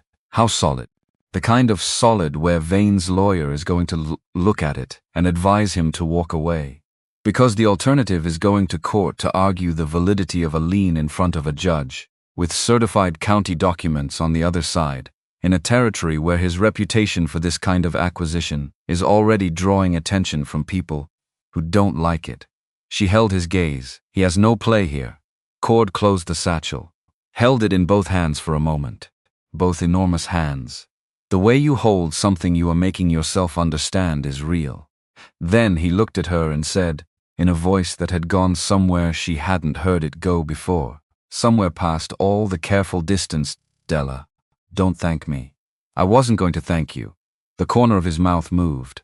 "I was going to ask how the pie was in Billings." She stared at him.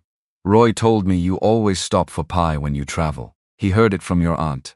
Roy Tanner, she thought with a feeling she couldn't entirely name, knew far too much about this town. The pie was adequate. Cherry. A little too sweet. "I'll make a note," he said. Entirely straight-faced, she laughed. A real one. Sudden and unplanned. And she watched him receive it, watched something in his face warm to it, the way a cold room warmed to an unexpected fire, the change happening fast and completely and leaving something different in its wake. They stood there on the street in the January cold, with the certified county documents in a leather satchel between them and the next part of the conversation arriving the way inevitable things arrived. Quietly, with the sense that it had always been heading here. "Cord," she said, "when this is finished, when the attorney has filed and Vain has been formally notified, and the water rights are properly recorded in your name." She stopped, found her footing. "What happens to Thursday mornings?" He went very still. "What do you want to happen to them?" he said. "I asked you first." A silence. The lamplight was coming on in the windows of the buildings around them, and the cold was settling in for the night, and he stood across from her with his hat still in his hands and looked at her with the expression of a man standing at the edge of something he has been telling himself for 11 years he would never cross again. "I want them to keep happening," he said. Quiet. Final. The same voice he used for the things he meant most, the things he'd thought about longest. He stopped. "I'm not good at this. I've been alone long enough that I've lost whatever practice I might once have had." He looked at the satchel in his hands, then back at her.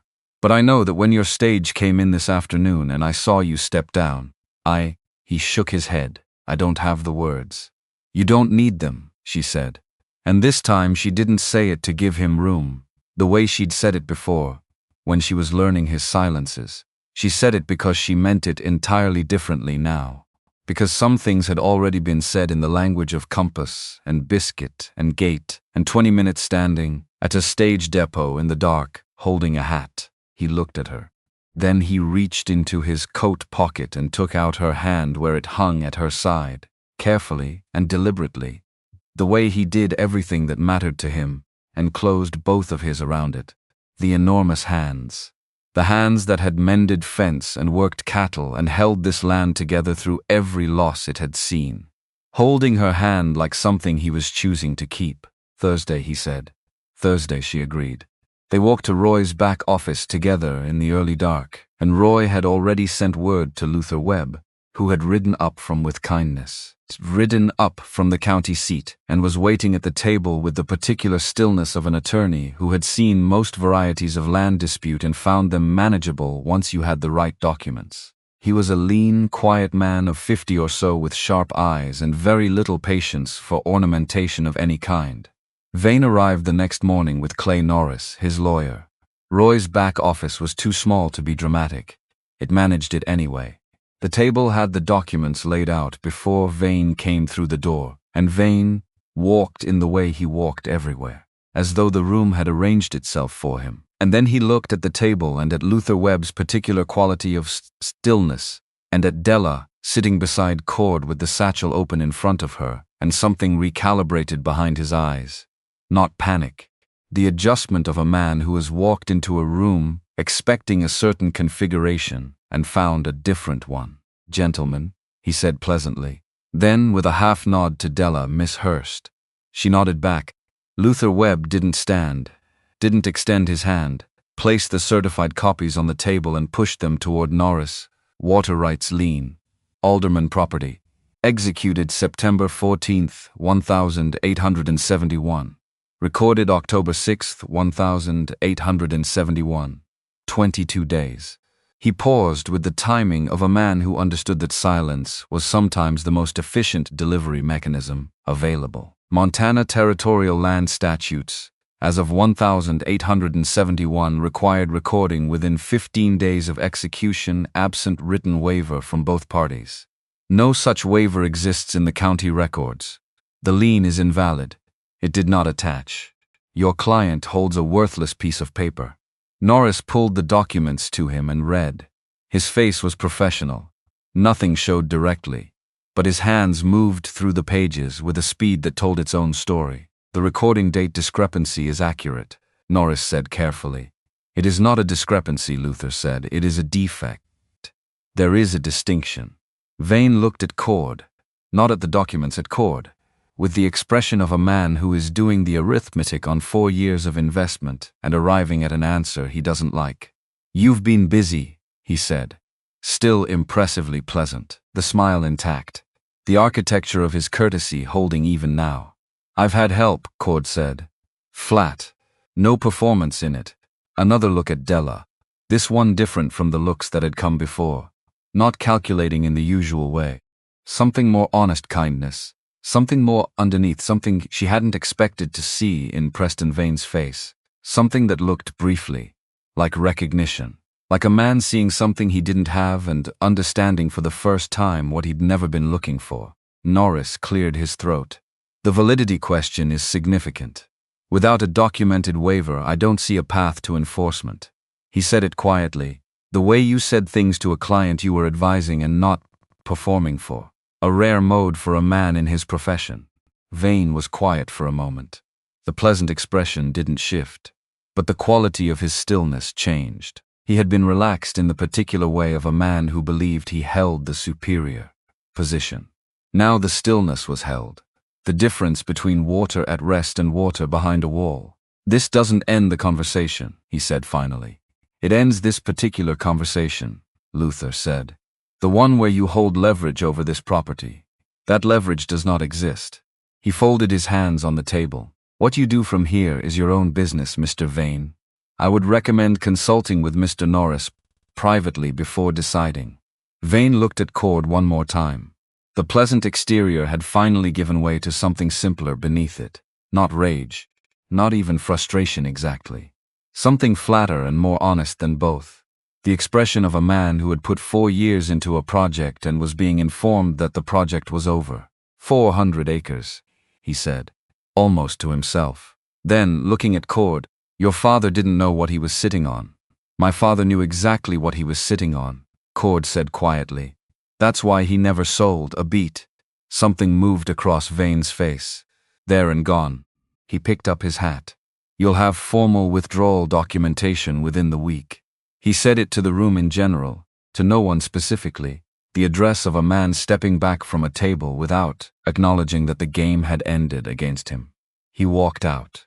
Norris followed, gathering his papers with the efficiency of a man who would be having a frank and private conversation with his former client before they'd gone a full block.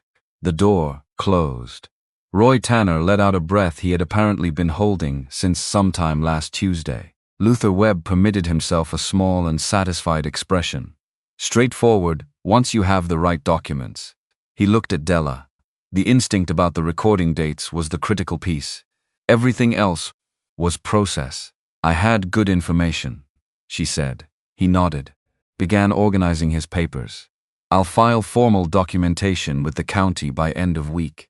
The water rights will be properly recorded in Alderman's name. No encumbrances. He paused. I'd also recommend a comprehensive review of all Alderman property documents, just to ensure there are no other creative arrangements from the elder Alderman's later years. Agreed, Cord said. Webb left. Roy found some compelling business to in the front of the store and was very deliberate about getting there promptly. The back room was quiet. The documents were on the table. The fire in Roy's small stove ticked and settled. Cord sat in the chair across from Dela and sat the way he sometimes sat. Not heavily, completely, like a man who had finally decided to trust the ground to hold him. It's done, he said. It's done, she confirmed. He looked at the table, then at her. I need to say something to you. She waited. She had learned to wait for Cord Alderman. Ruth Devlin, he said. You know about her. My aunt told me. I didn't ask her to stay. Not because I didn't want her to. He stopped. The careful, effortful quality of his speech that meant he was navigating something true, something that didn't have a well-worn path through it. I watched her for 6 months. I wanted to ask her, and I found reasons not to every week, and then she was gone, and I told myself it was better for her, that she'd be safer somewhere that didn't have what I carried in it. He looked at his hands on the table. That was a lie I told myself to make the easier thing feel like a choice. Cord. The easier thing was not asking.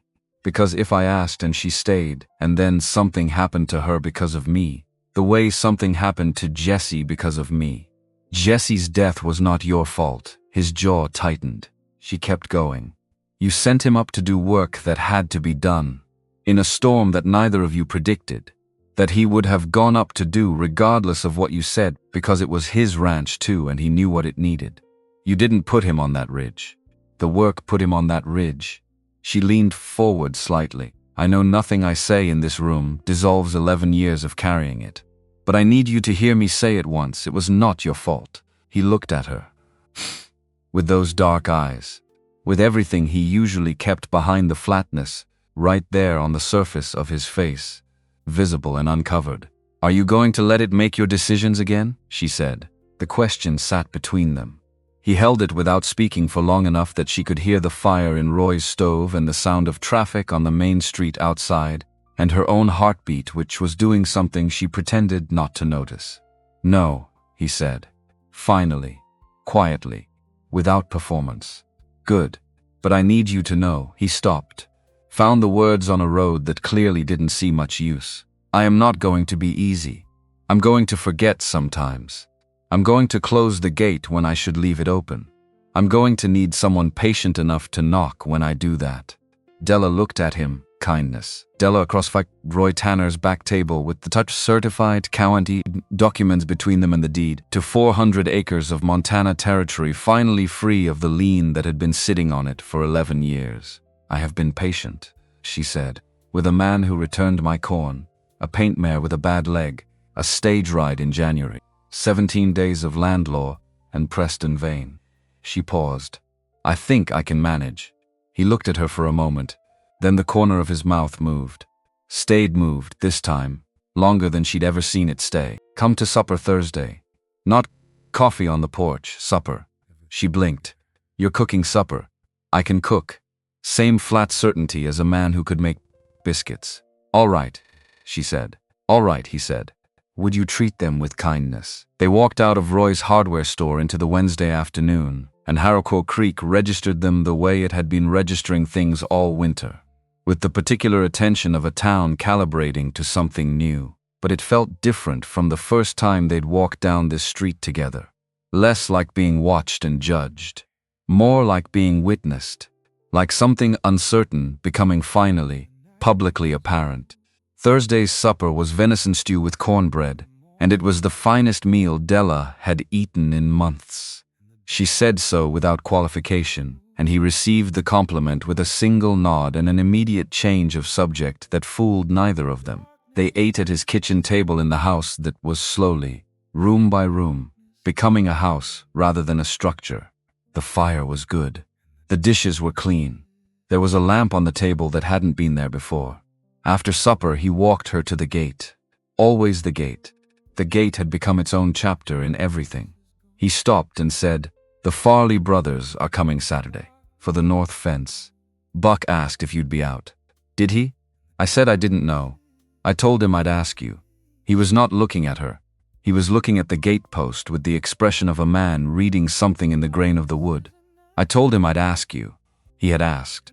Cord Alderman, who did not ask for things, who had watched a woman he cared for leave rather than say the word stay, had said, "I'll ask her." "I'll be here," she said.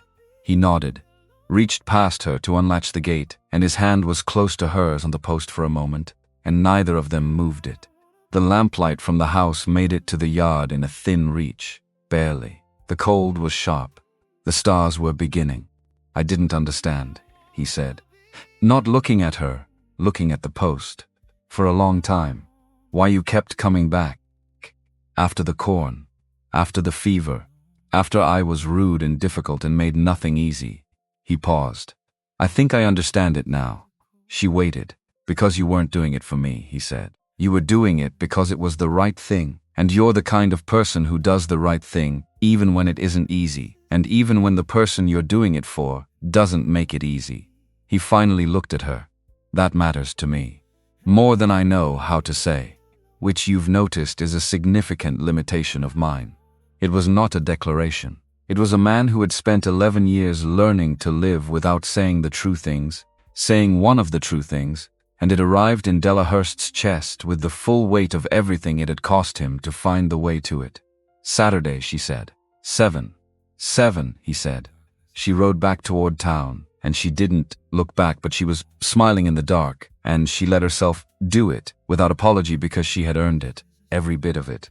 The cold trip to Billings, the documents, the waiting, the patience, all of it had been going toward this specific Saturday morning she hadn't reached yet, and she could feel it ahead of her now, not like a hope exactly, like a given. The formal withdrawal came Friday morning by courier. Luther Webb filed the documentation with the county that same afternoon. By Friday evening, the water rights on the Alderman North pasture were recorded properly in Cord Alderman's name for the first time in 11 years. No encumbrances, no competing claims. His. Roy Tanner put the paperwork in his own files and said nothing publicly because Roy Tanner was Roy Tanner. But when Dela came in Saturday morning to pick up wire and post supplies before riding out, he looked at her over the counter with an expression that she thought she would carry for a long time. "Your father," he said, "would have been proud of you." She paid for the wire and did not trust herself to answer and walked out into the cold, clean Saturday morning with her chest full of something she was only just beginning to find room for. The ride out was cold and clear, the kind of January morning where the sky was so blue it looked like something that had been decided rather than happened. She rode with the wire balanced across her saddle and Samuel Alderman's compass in her coat pocket, and the particular quality of feeling that settled in after a long fight ended. Not peace exactly. Deeper than peace. The stillness of a thing that has finally stopped moving against the current. The gate was open when she arrived. Not unlatched. Not ajar. Open. Wide open. Held back against the fence post by the simple fact of someone deciding, this particular morning, that there was no reason for it to be otherwise. She stopped her horse at the top of the drive and looked at the open gate for a moment. Would you treat them with kindness? Looked at the house with its chimney smoke rising steady and unhurried. Looked at the barn where she could already hear the Farley brothers working. And looked at the paint mare in the pasture, moving easily in the cold air, her head up and her ears forward, the limp completely gone, her whole bearing that of an animal that had returned to itself. Cord came out of the barn when he heard her horse. He looked at her. She looked at him. Gate was open, she said. "I know," he said. I left it that way. She swung down from the saddle. The wire needed to go to the east section. The posts needed checking before they set anything new.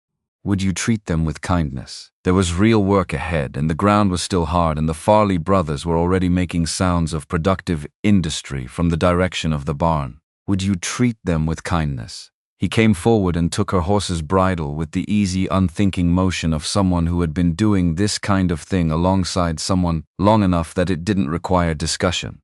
She handed it to him, and he led the mare toward the post, and she fell into step beside him, and it was, she thought, the most ordinary and the most significant thing that had ever happened to her on a Saturday morning. The east fence took all of Saturday and most of Sunday.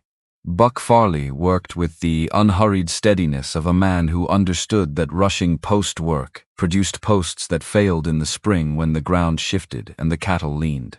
His brother Walt understood the same thing without needing it explained. They moved along the line, checking before packing the frozen earth back in layers, running the wire taut and testing it before moving forward. Cord worked beside them with the same philosophy he brought to every task that mattered, done right or not worth doing. And Dela worked beside Cord. They didn't talk much. The cold discouraged unnecessary effort, and the work had its own rhythm that talking would have interrupted. She was aware of him the whole time, the way you were aware of a fire in a room without looking directly at it, knowing exactly where it was, feeling its presence as a fixed point of orientation. When she moved to the next section, he moved with her. When she needed a second set of hands on a wire, he was there, before she'd thought to ask. Not performing helpfulness, just present, in the way he'd apparently decided to be now that he'd made that particular decision. By Sunday afternoon, the north and east lines of the Alderman property were stronger than they'd been in years. Buck walked the full length of the east section when they finished, testing each post with his weight. And when he reached the far corner and turned to look back at what they'd built, his expression was the specific satisfaction of a craftsman reviewing work that had been done correctly and would hold. Good fence lasts a long time, he said, to the air in general and to all of them at once. Then he looked at Cord and at Dela and back at the fence. Same as good company. Walt said nothing. Walt had the wisdom not to improve on his brother when Buck had arrived somewhere exactly right. When the Farley brothers packed their tools and rode out, Cord stood in the barn doorway and watched them go, his arms crossed, the late afternoon light falling thin and gold across the frozen yard. Dela came to stand beside him, and they watched the two riders diminish down the road until they were shapes and then not shapes at all. He says things like that, Cord said. I noticed. Has for 15 years. Every time. I don't want to get used to it, she said. I think I want to keep hearing it and let it land every time. He looked at her sideways, said nothing. But she saw what his face did, and she put it away alongside everything else she'd been collecting since January: the biscuits, the washed dishes, the second cup of coffee held out at the gate, all the small, enormous things that had been the real language of this whole winter. They watered the horses together before she rode back. Easy parallel work, neither of them needing to coordinate it. She filled the trough. He checked the paint mare's leg one more time, running his hand down from the knee the way she'd shown him weeks ago. The mare stood completely still under his hands, which was, as far as Dela was concerned, its own kind of verdict on the man. She's been sound for 2 weeks, Dela said. I know. He didn't look up from the leg. I keep checking because I like to be sure. There's nothing wrong with being sure. No, he agreed. There isn't. She thought about that on the ride back to Agnes's, the man who checked a healed leg because he liked to be certain. The man who had stacked firewood in neat rows for a winter he hadn't expected to spend on his own floor. The man who, for 11 years, had been absolutely certain about exactly one thing, that needing someone was the most dangerous condition a person could be in, and who was learning, slowly, and at considerable personal cost, that he had been wrong about that in the specific way that people were wrong about the things they'd built their whole lives around. She didn't examine how she felt about being the person he was learning it with. Some things you didn't examine directly. You just kept riding toward them, and let them become real at their own pace. Tuesday morning she was in the storage shed organizing the east wall when she heard a horse on the road. Not the urgent pace she'd learned to read as news arriving. Not the ordinary working pace of neighbors. Something deliberate. The pace of a decision. She came to the shed door. Cord was already at the open gate, which meant he'd heard it too and had read it the same way. They stood together and watched Clay Norris come up the road on a gray horse, alone, and stop 10 feet from where they were. Norris dismounted without hurry. He was in his attorney's coat, the good one he'd worn to Roy's back office, but his expression was different from every time she'd seen him in a professional capacity. The professional smoothness was gone. What was underneath it was younger and less comfortable and more honest. "I came without my former client's knowledge," he said. He was looking at Cord, but including Dela in it. "What I have to show you came to me as part of a file he assembled over several months. I don't believe he remembered it was in there." A pause. "I believe he has a great deal of correspondence and doesn't always account for all of it." He reached into his coat and brought out a letter. Cord took it. "Read it." His face moved through several things in sequence and then went. The particular still that Dela had learned was not calm, but the thing you did instead of calm when calm wasn't available. He handed it to her without speaking. Vain's handwriting. She recognized the controlled, precise script from the formal legal correspondence. Dated 4 months ago. Before the legal notice. Before the lawyer on the stage. Addressed to a man named Garrett at the county land office. "Would you treat them with kindness?" The letter asked Garrett to confirm whether the Alderman water rights lien had any procedural defects affecting enforceability, and provided specific instruction on how Garrett should manage any inquiry from the Alderman's side, in ways designed to delay or misdirect long enough for the deadline to pass without action. Vain had known about the recording defect before he purchased the note. He hadn't sought onto a vulnerable position and moved to exploit it. He had engineered the entire sequence from the beginning. He had bought the note specifically because he believed the defect could be buried for 17 days. The legal notice, the lawyer on the stage, the timeline, the pressure, all of it built on an instrument he had known from the start, was invalid. That was not aggressive land acquisition. That was fraud. The deliberate use of a worthless legal instrument to manufacture a crisis designed to force a sale under false duress. The shed wall behind her. She needed it for a second. "Why?" Cord said. One word. Looking at Norris. "Because what he did was wrong," Norris said. No performance in it. No legal hedging. Just the statement of a man who had made a decision and was standing on the other side of it. "I've helped a great many people do things that were legal and not decent. And I've told myself that distinction wasn't my department." He met Cord's eyes. "Today I'm telling myself something different." Cord looked at the letter in Dela's hands, then at Norris.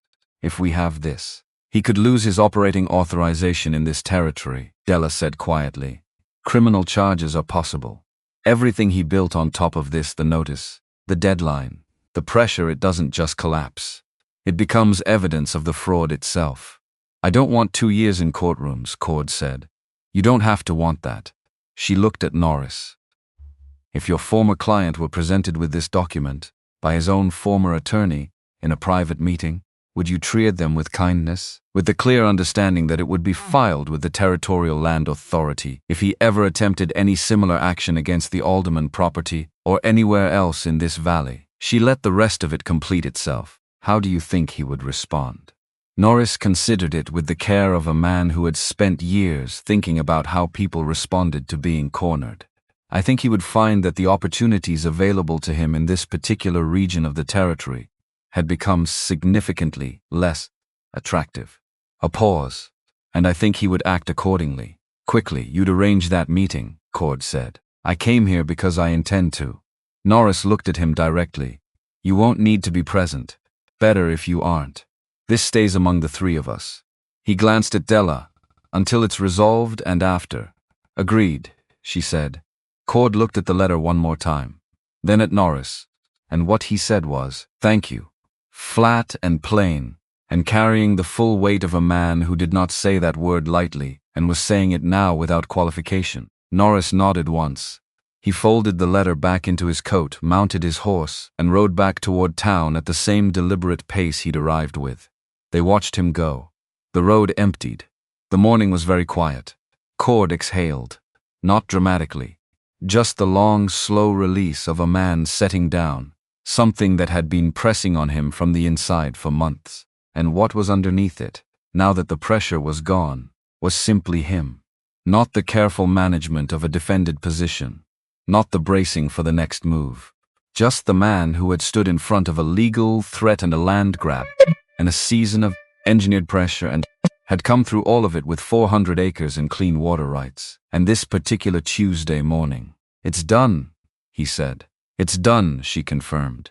He looked at the open gate, at the fence line Buck and Walt had built over the weekend, running straight and tight along the east boundary, at the house with its smoke going up steady, at Dela standing beside him in her wool coat and her leather gloves in the cold February morning. "I need to go see your aunt," he said. She looked at him. "Agnes, before anything else. I should have done it already." He said it the way he said things he decided were correct, final and without apology for not having done it sooner. "Is she at home this morning?" "She's always at home in the mornings." Dela held his gaze. "Cord, she will be harder on you than Vain was." He picked up his hat from the fence post where he'd set it while they were working, put it on with the deliberate motion of a man preparing for something. "Good," he said without a trace of hesitation. "She should be." Agnes Hurst opened her door at 9 o'clock to find Cord Alderman on her porch. He had his hat in his hands, not worn, held. His coat was clean, and his boots were as clean as a man's boots got in February in Montana territory, which was to say they still had some mud on them, but he'd made an effort. Agnes registered all of this in approximately 3 seconds. She looked at him. He looked back at her with the steadiness of a man who had decided to be evaluated and was not going to perform for it. "Mr. Alderman," she said. "Ma'am." A moment that had weight in it. Agnes Hurst had survived a difficult marriage and 2 decades in Harrow Creek with her capacity for plain speech entirely intact, and she was not a woman who softened assessments out of courtesy. "You'd better come in," she said. "Coffee's on. Would you treat them with kindness?" He sat at her kitchen table with the alertness of someone who understood they were being examined and had decided the only reasonable response was to sit still and let it happen. Agnes poured 2 cups and sat across from him and looked at him with those clear, patient eyes that Dela had spent her whole life learning to hold still under. "You're here about Dela," she said. "Yes, ma'am. You've already spoken to her." "Yes, ma'am." And she said yes. He met her eyes. "Yes, ma'am." Agnes wrapped both hands around her cup. She said, "I watched you turn people away from that property for 11 years. Good people. People who went out there meaning well and got sent back from the gate with nothing but your silence for explanation." She paused. "I want you to understand I saw every one of them." "I know," he said. "Do you know why I didn't warn her off when she started riding out there every morning?" He looked at her honestly. "No, ma'am. Because she was the first person in 11 years who went out there without wanting anything from you." Agnes's voice was level, not unkind, just true, the way she said all true things. She went because the horses hadn't been fed and because there was a sick man on the floor, and because that was what needed doing. Not to fix you, not to get anything back. Just because it was right. She picked up her cup. People who work that way are rare. Genuinely rare. You would be a fool to let that go. "I know," he said, for the 3rd time. And each time he'd said it, it meant something slightly different, and she was sharp enough to hear the difference. "Are you going to be good to her?" He held her gaze without looking away from it. "I'm going to try every day. I can't promise I'll always get it right. But I can promise that I will try every day, and that I will not stop trying."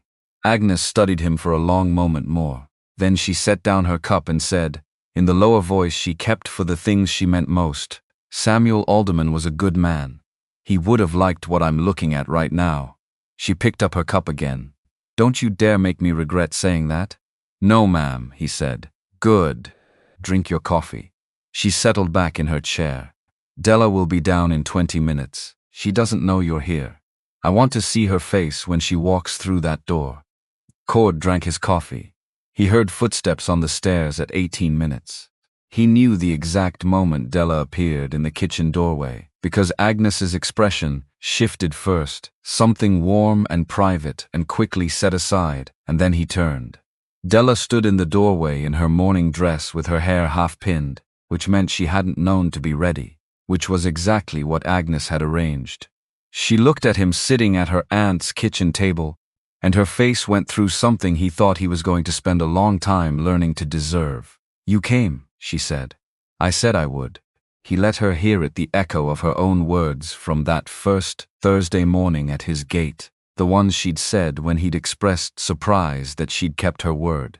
The simplest kind of promise, the kind that didn't require ceremony to hold. Agnes poured a third cup and set it on the table, and found her mending immediately, and was very interested in it. Vain came that afternoon. Dela was at the Alderman property when she heard the horse. The particular pace of someone arriving at a decision, rather than being sent somewhere. She came out of the barn. Cord was already at the open gate, reading the sound the same way she did now. Preston Vain came up the road on his dark bay horse, alone, and stopped. He dismounted without hurry. His coat was the expensive one. His boots were as clean as they always were, which still told you something about how he moved through a world where everyone else had mud on theirs. But he was carrying his hat, and his expression was different from every previous version of it she'd seen. The practiced pleasantness was gone. What was under it was plainer and older and, she thought, more honest. He looked at the open gate first, held it for a moment, then at the house with its smoke, then at Cord and Dela standing side by side, and something moved across his face that she hadn't expected and didn't entirely know what to do with. Recognition. The specific recognition of a man seeing something he'd been acquiring around the edges of his whole life without understanding what he was actually looking for. "I came without my attorney," he said, looking at Cord. "I wanted to say something that didn't belong in any kind of formal record." He paused. "About the fence. The night your cattle got out." Cord said nothing. "I didn't order it," Vain said. "I want to be plain about that. The legal notice, the lien, the timeline, I stand behind all of it. That was business and I won't pretend otherwise." His jaw shifted slightly. "But the fence was not something I ordered. One of my men believed he was acting in my interests." He looked at the gatepost. "He was wrong about what my interests required. I let him go." Silence. "Why are you telling me this?" Cord said.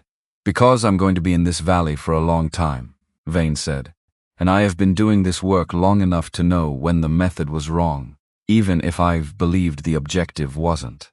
He looked at Dela then, directly, with the expression of a man making an accounting. "The way I conducted this situation was wrong. Not in law, in decency." He settled his hat back on his head. "I won't ask for anything from that. I just wanted to say it where someone could hear it." He turned and walked back to his horse and mounted and rode down the road at the same unhurried pace he'd arrived with.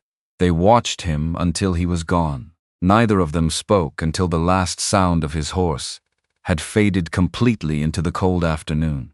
"Do you believe him?" Dela said. "About the fence." Cord thought about it with the genuine care he brought to questions that had more than one honest answer. About the fence specifically, maybe. A man like that is strategic enough to offer the thing that costs him nothing when the larger fight is already lost. He watched the empty road. But about the method being wrong. About decency. He turned to look at her. "Yes, I believe that part." She nodded slowly. "Strange afternoon. Strange winter," he said. And then from inside the barn, Buck Farley's voice arrived without drama. "Are we checking this gate hardware or not?" They looked at each other. "We're checking it," Cord called back. He put his hand briefly on the open gate, as he passed through it, not closing it, just touching it. The way you touched something you'd decided had a new meaning, and they walked together toward the barn and the remaining work and the cold, bright afternoon. March came in with a freeze that killed the first shoots and required replanting, which every rancher in the valley cursed about and then did. By the third week of March, the ground had softened enough to work properly, and the creek had come up to its spring level. Cord left the gate open during the day now, as a matter of practical habit, not as a statement. It was simply easier, and he had stopped needing the gate to mean anything except that it was open. The town had settled into its new understanding of things the way towns did. All at once and without particular drama, once the underlying facts became clear. Miriam Cross told anyone who would listen that she had known all along. Roy Tanner charged Dela slightly less than his standard rate on the next supply order, and when she noted it, he said his arithmetic had always been questionable. The Farley brothers left 2 pies on the porch, one Thursday without explanation or ceremony, which was precisely how Buck Farley operated when he wanted to say something he wasn't going to say out loud. Clay Norris opened a small practice in Harrow Creek in early March. He handled land matters and estate documents, and was, according to Roy, a useful addition to the community. Whether he'd left Vain's employ or Vain had ended, the arrangement was a matter of some local speculation, but the outcome was the same either way. Preston Vain's name appeared less frequently in conversations at the dry goods counter. His land company had filed inquiries in a different part of the territory, entirely. Dela heard this one Thursday at supper and felt nothing particular about it, not triumph, not the release of something still pressing. It had stopped pressing some time ago, and she'd been too occupied with spring work to mark exactly when. Cord, she said, passing the cornbread. Vain filed applications in the Eastern Territory. Roy mentioned it. He took the cornbread. Buck thinks the south pasture drainage improved after we reset those posts. That makes sense. Better water movement. Should see it in the grass by May. And that was the end of Preston Vain. It was on a clear evening in late March, the kind that arrived in Montana without warning and made you believe in April. Before April had any intention of showing up, that Cord walked Dela to the gate as he always did, and stopped as he was and looked at the post, the way he'd been looking at that particular post for weeks.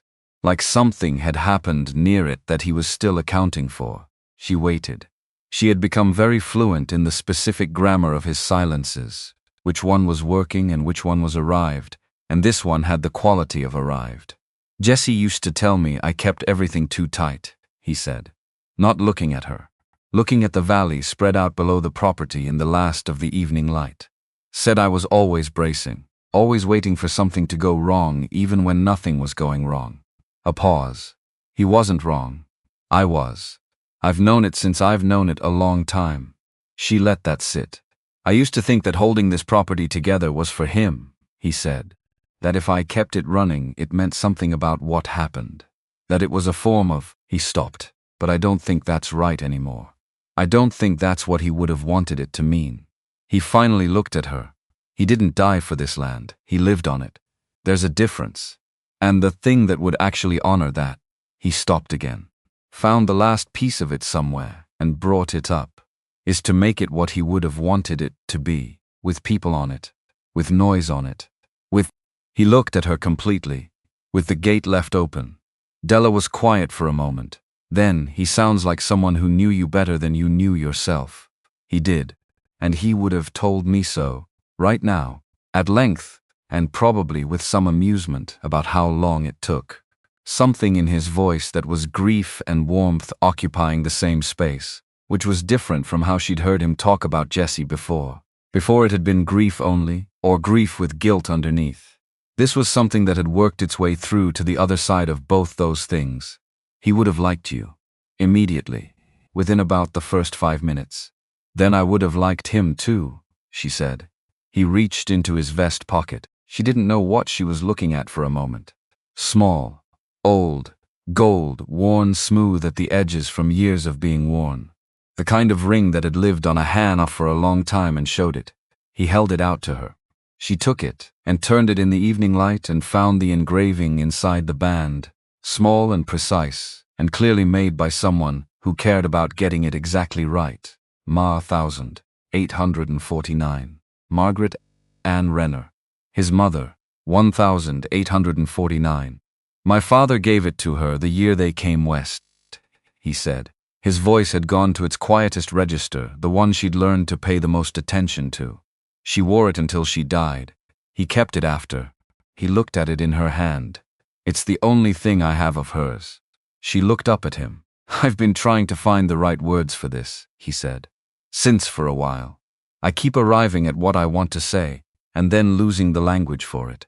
He held her gaze with everything showing on his face that he usually kept behind the flatness, all of it present and uncovered, which, she understood now, was what trust looked like on this particular man. Not easy declarations. Just this, being seen completely, and not looking away from it. I'm not good at easy. I'm not going to become someone who is.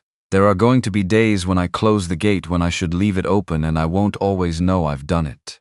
He held her gaze and didn't flinch from it. But I know that when I wake up in the morning and the coffee's on and you're in the next room, the day feels like something worth doing. I didn't feel that for a long time.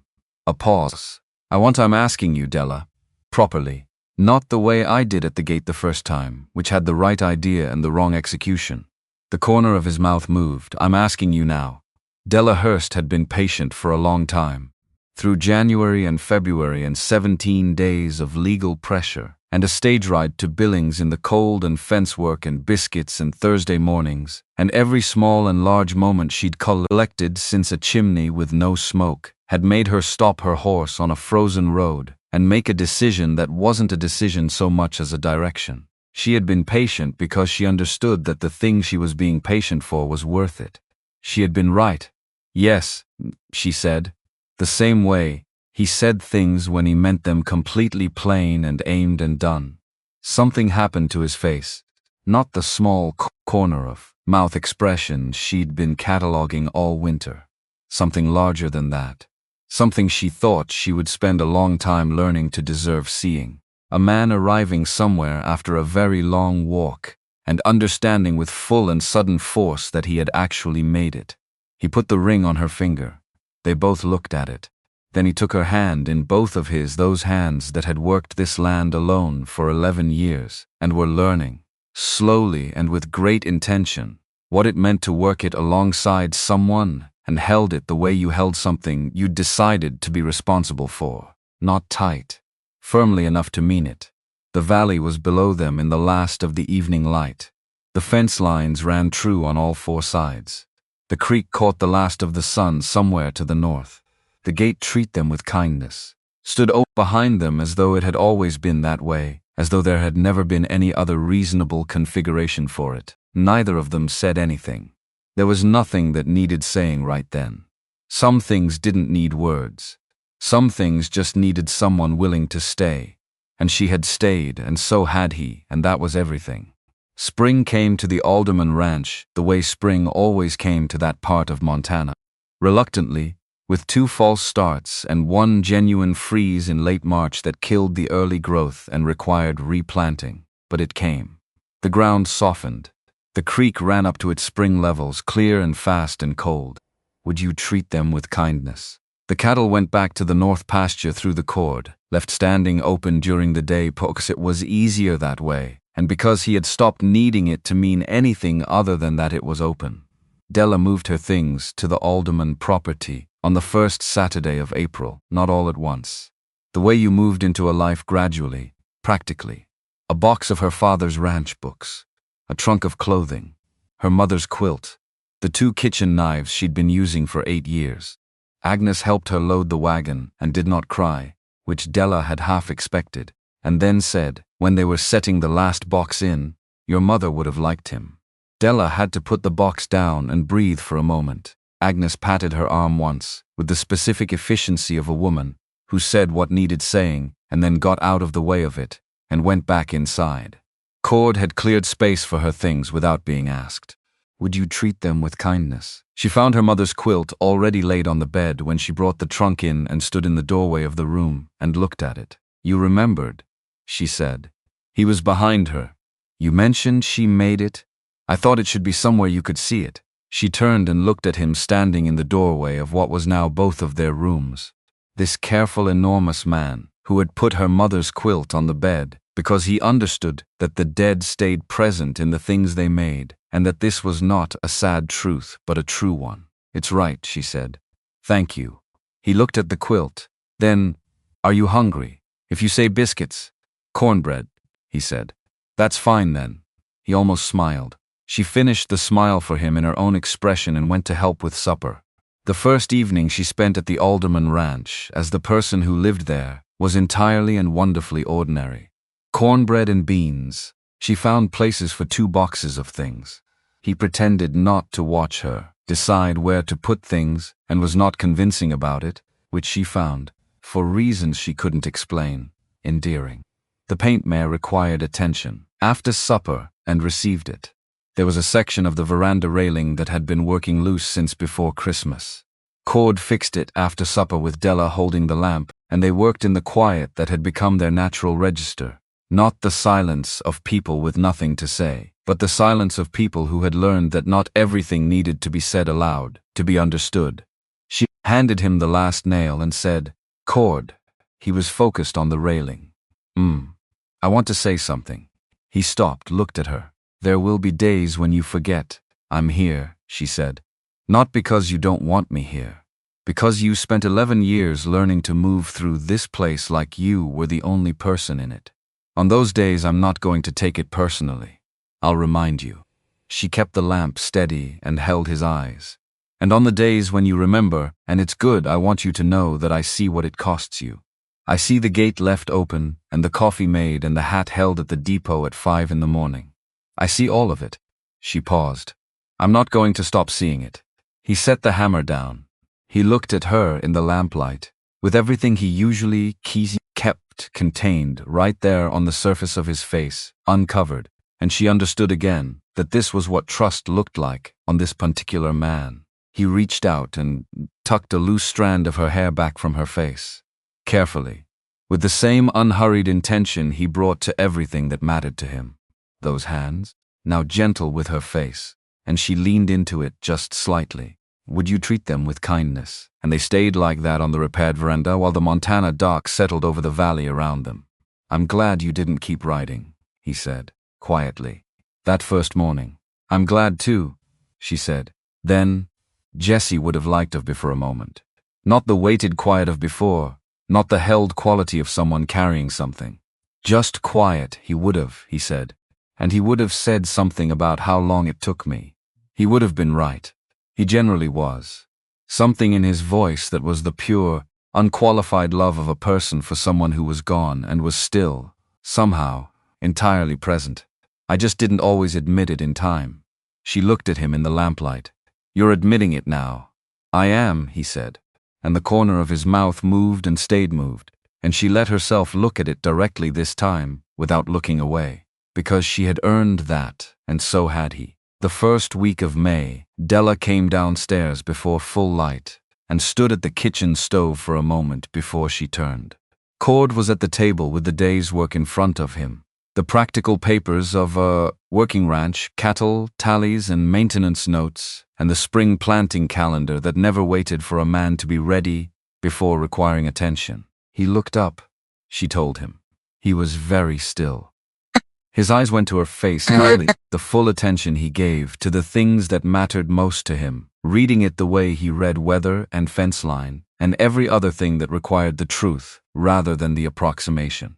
Then he put the papers down and stood up and crossed the kitchen, and the first thing he said before any other word, before anything else at all, "Are you all right?" "I'm all right. You're certain, Cord?" "All right," he said. "All right." He put both hands on her shoulders, gently, and looked at her with everything present on his face, surprise and gratitude, and the specific fear that lived inside love when you clearly understood what you stood to lose, and underneath all of those, something reaching down to the oldest part of him. Something that sounded, if you knew how to listen, like Jesse's name spoken quietly inward.